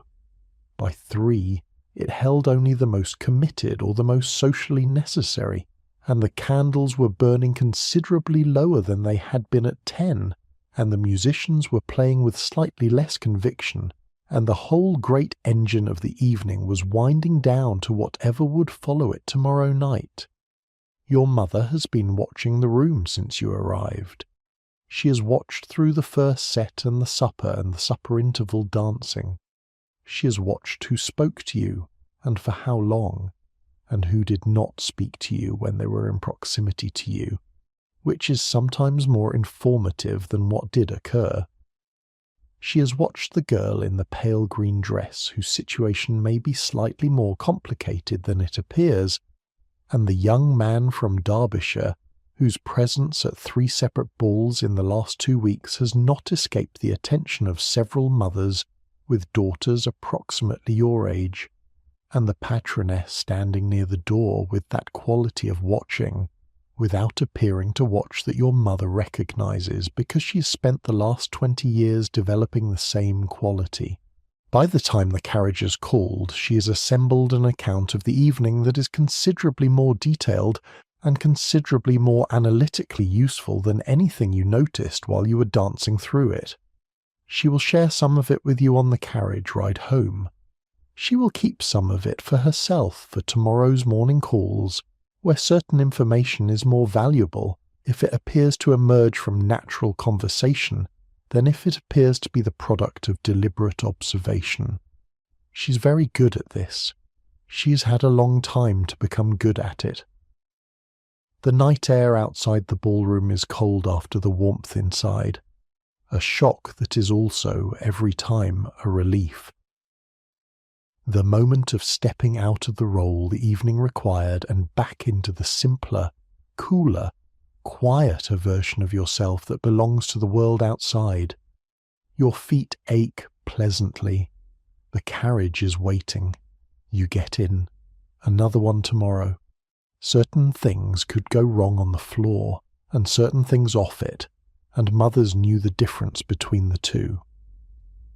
If a man requested a set and then did not appear to claim it, the girl was left standing in an obvious way in front of the room. The appropriate response, pleasant composure, no visible sign of the difficulty, had to be decided upon before it happened, because improvised composure sometimes failed in exactly the wrong direction.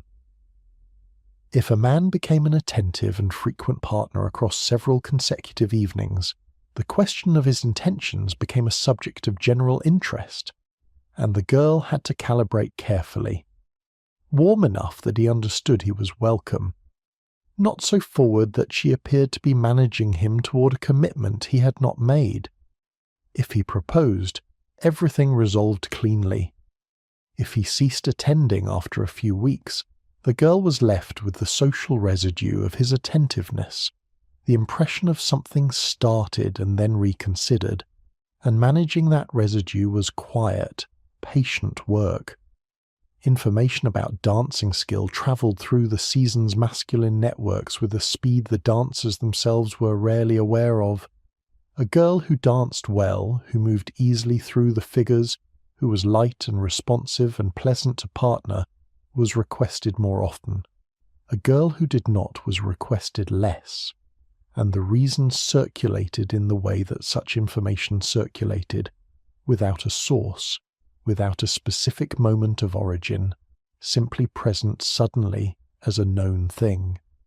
You practiced the figures at home until they were automatic. Your mother made you. Your mother made you because she understood what it cost not to. Week after week, night after night, the same rooms with different flowers on the tables, the same music from different orchestras, the same faces in different arrangements, the same conversations in different orders, the same mathematics of who danced with whom, and how many times and what it implied, evaluated and re-evaluated across the following morning's round of calls. By the 5th or 6th week, the first freshness of it has faded. The excitement of being out, of finally being present in the room where everything happened, has settled into something more complicated. You are tired. Your feet carry the accumulated memory of every ball.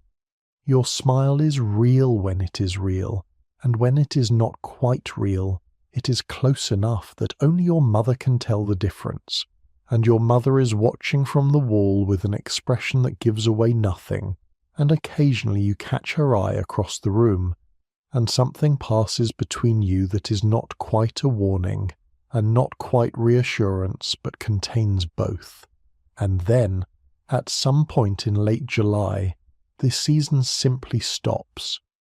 Not with a conclusion, not with a formal ending.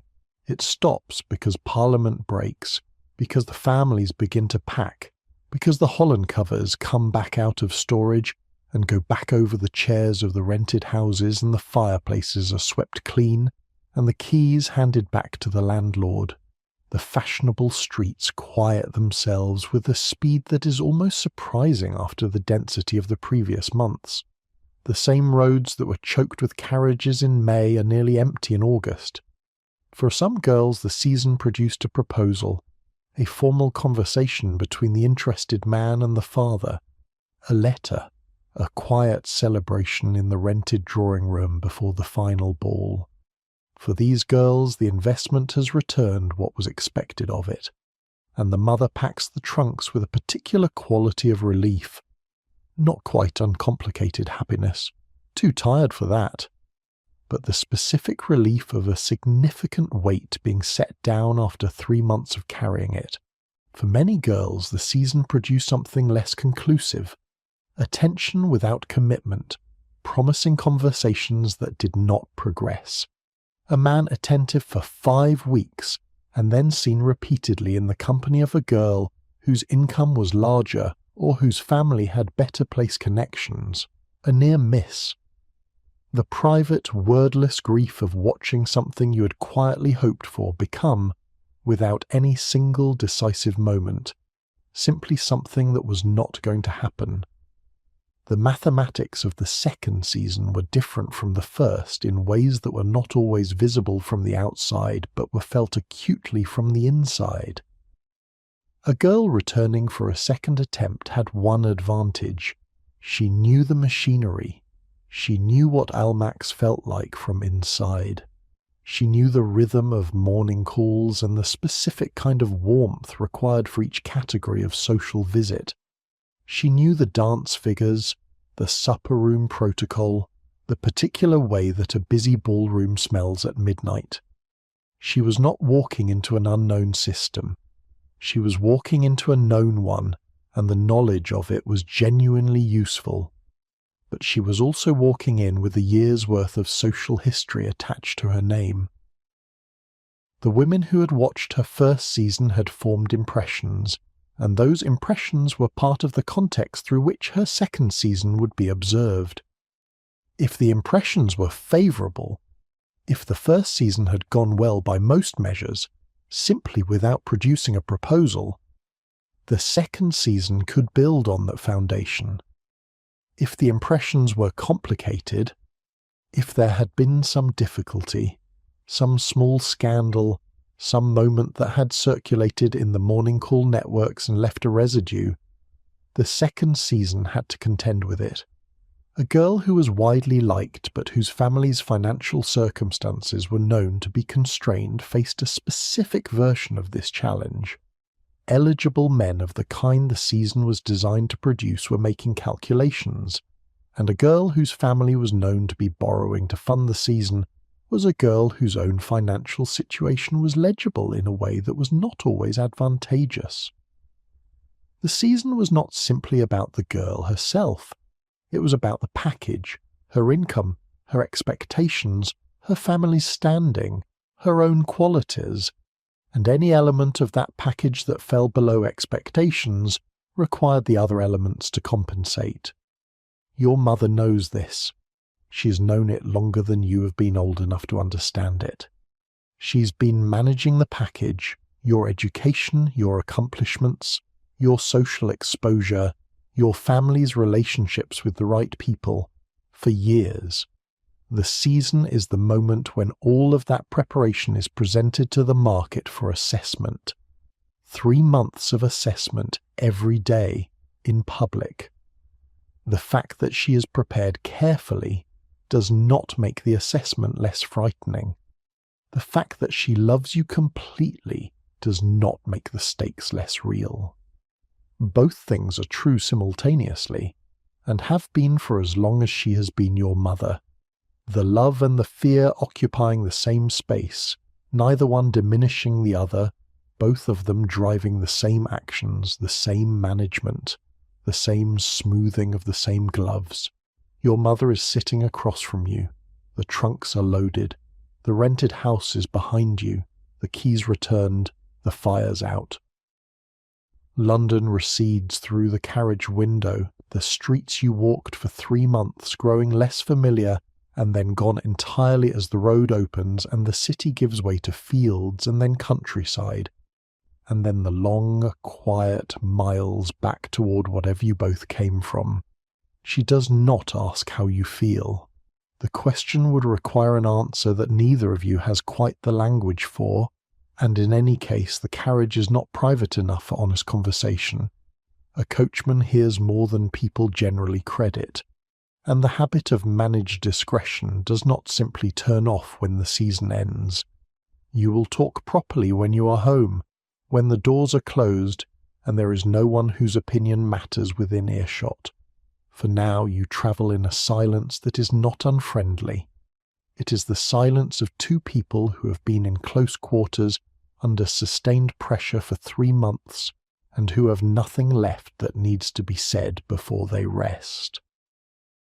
Through the window, hedgerows and summer fields and the particular English afternoon light that is warm without heat, calm without emptiness.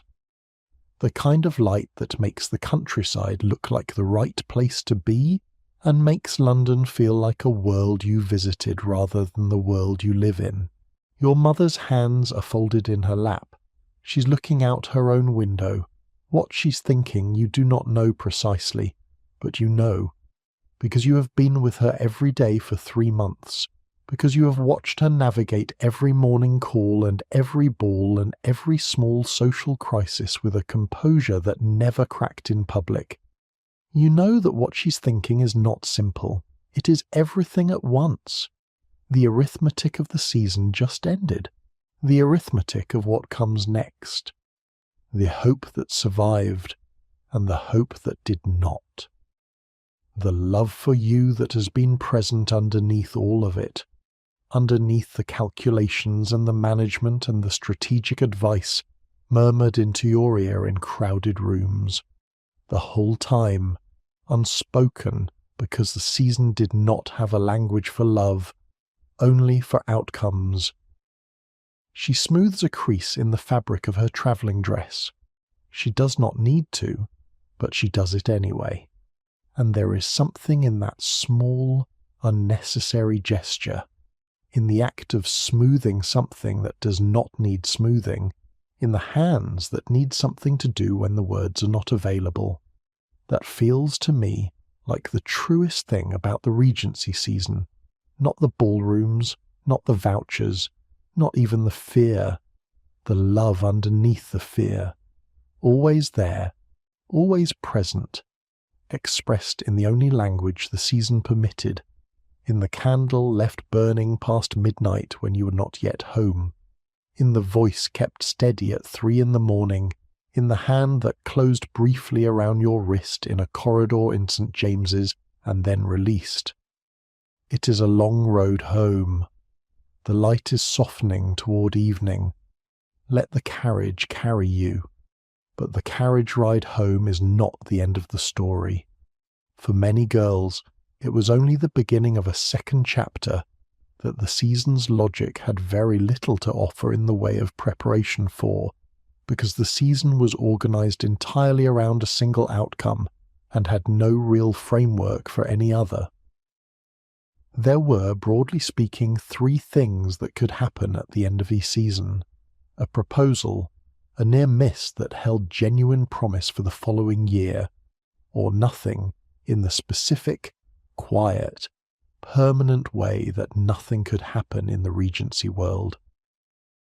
A girl who returned from her first season without an engagement was expected, by her family, by society, by the internal logic of the system she had just spent 3 months inside, to try again.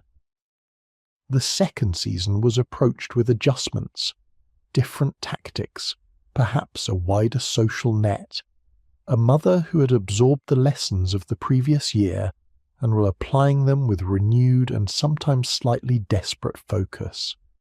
The second season had a different emotional texture than the first. Less novelty, more strategy. Less wonder at the machinery and more concentrated operation of it.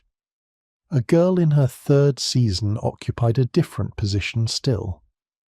The word used for women who'd been out for several years without making a match was on the shelf, a phrase that has survived into modern English with all its commercial logic intact. Goods on a shelf are goods that have been available and have not been purchased. The implication was direct.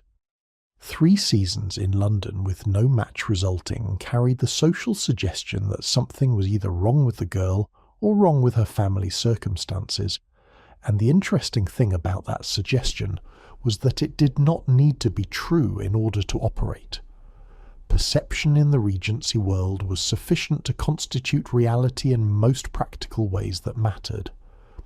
Some women recovered from 3 failed seasons, a match made through a different channel, a country neighbour, a family friend's introduction, a meeting at a summer watering place, could circumvent the season's verdict.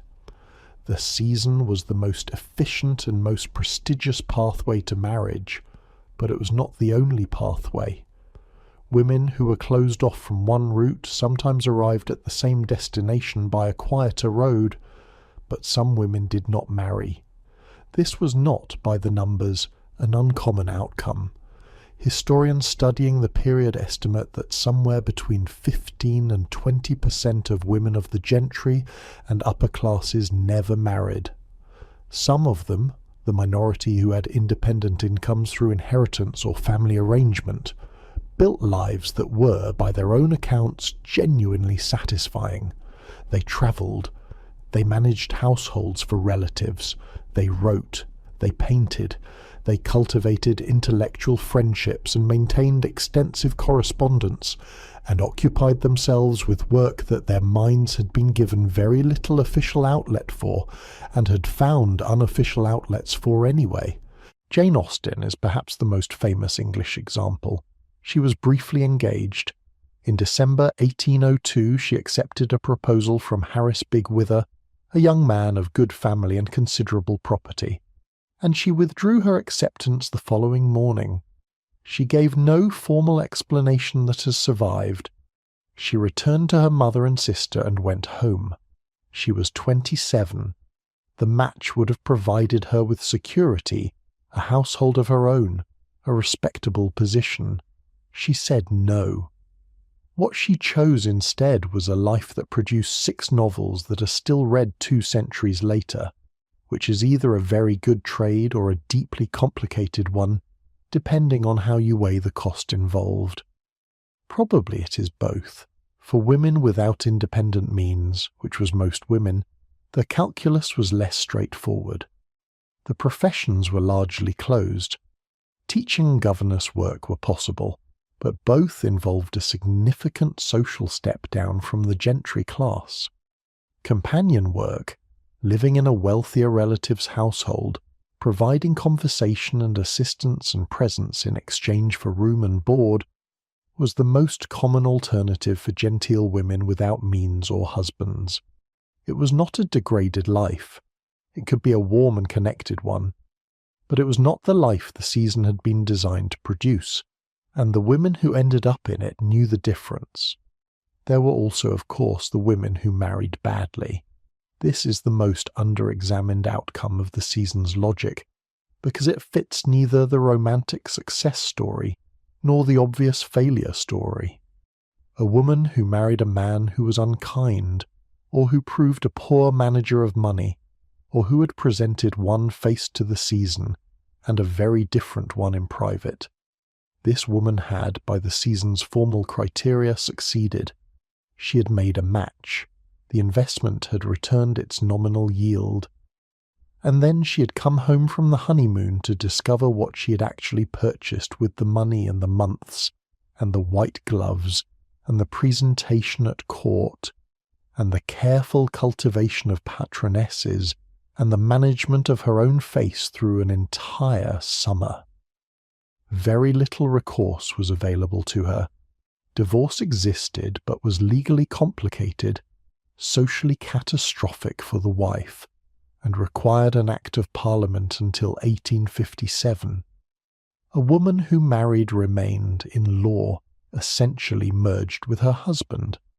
Her property became his, her legal identity subsumed in his, her options for independent action reduced to whatever he chose to permit.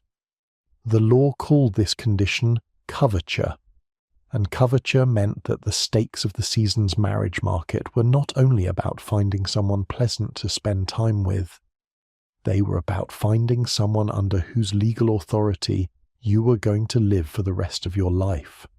Your mother knew this. Every mother in the season knew this. It was the deepest layer of the fear, not the fear of social embarrassment, not even the fear of the financial investment lost. This, the fear of a wrong choice that could not be undone, the fear of handing your daughter's future to the wrong man in the wrong room at the end of a season of dancing and morning calls and carefully managed impressions. This was why the mothers watched so carefully. Not because they were controlling or cold or obsessively status conscious, though the romantic tradition has sometimes cast them that way. They watched carefully because they were looking at something real, because the stakes were real, because the decision made in those 3 months would determine the shape of their daughter's entire life, and they were the only people in the room who understood that with sufficient feeling to be truly afraid of it. The love underneath the fear. That is what I keep coming back to. And now, the season is over. The last ball attended, the last morning call paid, the last carriage drive through Hyde Park completed. The rented house is being shut down room by room. In the drawing room, the chairs go under their holland covers. The good curtains come down and are folded away, replaced with the plain linen of a house in storage. The candles on the mantelpiece, the beeswax ones, expensive enough to take back to the country, are removed, and the candlesticks wrapped and packed. The fire in the grate is allowed to go out. When it goes out, the room takes on the particular quiet that houses have when they have been occupied intensely and are now being let go. A different kind of silence from the silence of an empty room, the silence of something recently full. The bedrooms are next, bed linen stripped, the wardrobes emptied, The white ball gowns, the morning dresses, the carriage dress, the court dress in its separate careful wrappings, the fans and the slippers and the ribbons and the remaining gloves, all of it folded into the trunks with the quiet efficiency of people who have done this before and will do it again. The trunks are heavy. The footmen carry them to the carriage. The house becomes, in stages, what it was before you arrived. Covered, cool, waiting for the next family who will briefly fill it with life and then depart. Outside, London goes about its late July business without particular concern for your leaving. The streets are quieter than they were in April. Many families have already gone, many fashionable houses already shut. But the city continues, as cities do, without requiring its temporary inhabitants to remain. You were here. You were one of many. You are leaving, as you arrived, as part of a pattern that preceded you and will continue after you. The carriage is ready. You stand in the doorway of the house one last time, your mother beside you, the last trunk loaded, the key in her hand, and you look at the street. 3 months contained inside this building and the buildings you visited from it. 3 months of morning calls and ball gowns and dancing and being watched, and watching yourself being watched and trying to manage what other people saw. The street looks ordinary now. It always did, really. It was what happened inside the houses that made it mean something. You hand the key to the agent. The door closes. The house is sealed behind you. You get into the carriage.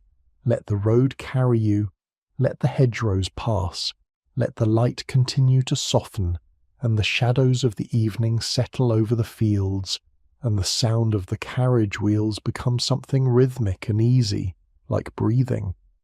The season is behind you. Its ballrooms are dark now, its drawing rooms covered, its candles snuffed.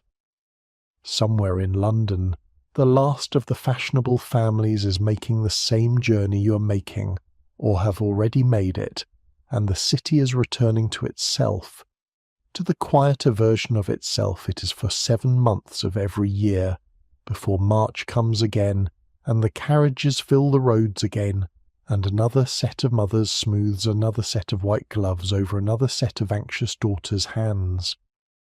The system continued for another 100 years after the Regency period. The London season persisted in evolving forms through the Victorian era and the Edwardian era and the early decades of the 20th century, until the world that required it changed enough that it no longer made the kind of sense it had made before. The last formal debutante presentations at the Royal Court took place in 1958. The Queen, Elizabeth II, quietly abolished the custom as part of a broader modernisation of royal ceremony. The 3-yard trains, the ostrich feathers, the 10 seconds in front of the sovereign. Over.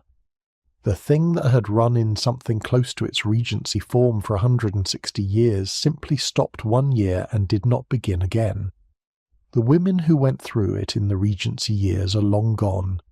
Their letters survive, some of them, their diaries, their portraits.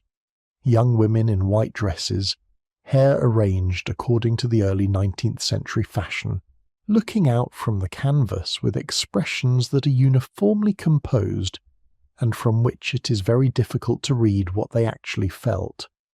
They went through the season, and most of them married and had daughters who eventually went through their own version of the same ritual, each generation's mothers carrying the memory of their own season into the chaperone's chair.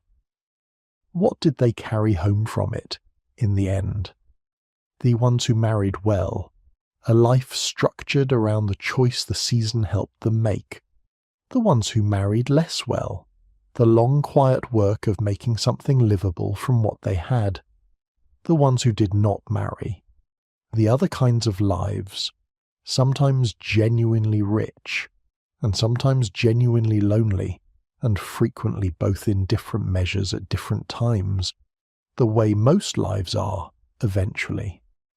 And all of them, every single one, carried the memory of the white gloves, the rented drawing room, the carriage to St. James's, the 10 seconds in front of the Queen, the Wednesday evenings at Almack's, the warm, crowded rooms, the terrible food, the sound of the orchestra, and the particular feeling of being young and visible and everything that everyone needed you to be, all at once while trying to make it look effortless.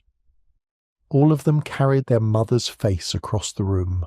The familiar landmarks of home are beginning to appear through the carriage window, a particular hill, a church tower you've known your whole life, standing against the evening sky exactly as it has always stood.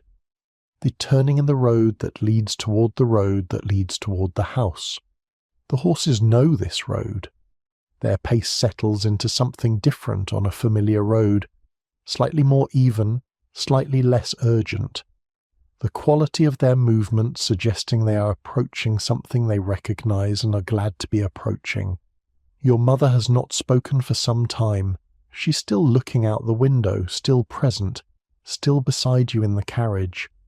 And what she's looking at through the glass is something private, something that belongs to her own accounting of the last 3 months, her own version of the question you have been turning over quietly in your own corner of the carriage. Was it enough? There is no clean answer to that question. There rarely is for anything that matters. The season was what it was, a system that was harsh in some ways and functional in others, that protected some women and failed others, that produced love matches occasionally and practical arrangements frequently, and genuine disasters more often than anyone who designed it would have been willing to admit. It was built by a world that offered women very few paths to security, and then expected them to navigate the paths available with perfect grace and perfect composure, and no complaint. They did. Most of them. They navigated the paths with extraordinary skill and considerable endurance, and a quiet courage that the romantic tradition tends to overlook because it prefers to focus on the romance. The house appears through the trees, the familiar windows, the familiar garden wall, the gate that makes the particular sound it has always made. Home. The coachman brings the horses to a stop. The footman opens the carriage door. The evening air comes in, cool and carrying the smell of the garden and the fields beyond it, the smell of summer in the country that is entirely different from summer in London, and that you had forgotten, a little, in the months away. Your mother exhales, just slightly, just enough to notice. She looks at you then, across the carriage, and for a moment, just a moment, the managed composure is entirely gone, and what you see in her face is not the strategic intelligence of a woman who has spent 3 months navigating the most demanding social machinery in England. It is not the fear, it is not the calculation, it is simply love, plain and direct and very tired, and completely without calculation. She reaches across and smooths a small crease in the sleeve of your travelling dress. She does not need to. It does not need smoothing. But her hands need somewhere to go, and that is where they go. You let the moment be what it is. The carriage passes through the gate. The door of the house opens. The candles are already lit inside. The familiar candles, in the familiar holders, in the rooms you have known your whole life. The fire is lit in the drawing room, not the expensive beeswax candles of London, not the rented townhouse fires, the ordinary fires of home. You step inside. The door closes behind you. The season is over. Let your eyes close now if they want to. Let the road stop moving beneath you. Let the carriage wheels go quiet. Let the ballrooms and the patronesses and the morning calls and the white gloves all settle, gently into the past where they belong. You are safe. The night is long and quiet. Outside, the summer fields are dark under an English sky full of stars that were there before the season and will be there long after, indifferent and beautiful and very far away.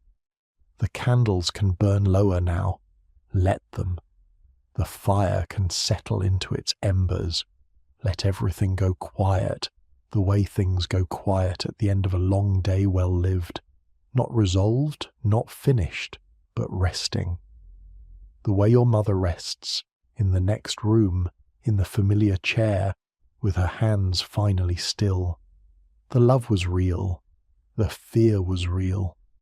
The 3 months of white gloves and rented drawing rooms and careful faces and waltz permissions and Almack's vouchers were real, and they mattered, and they are done now, and what remains is something quieter than all of that, something that does not need a name, something warm.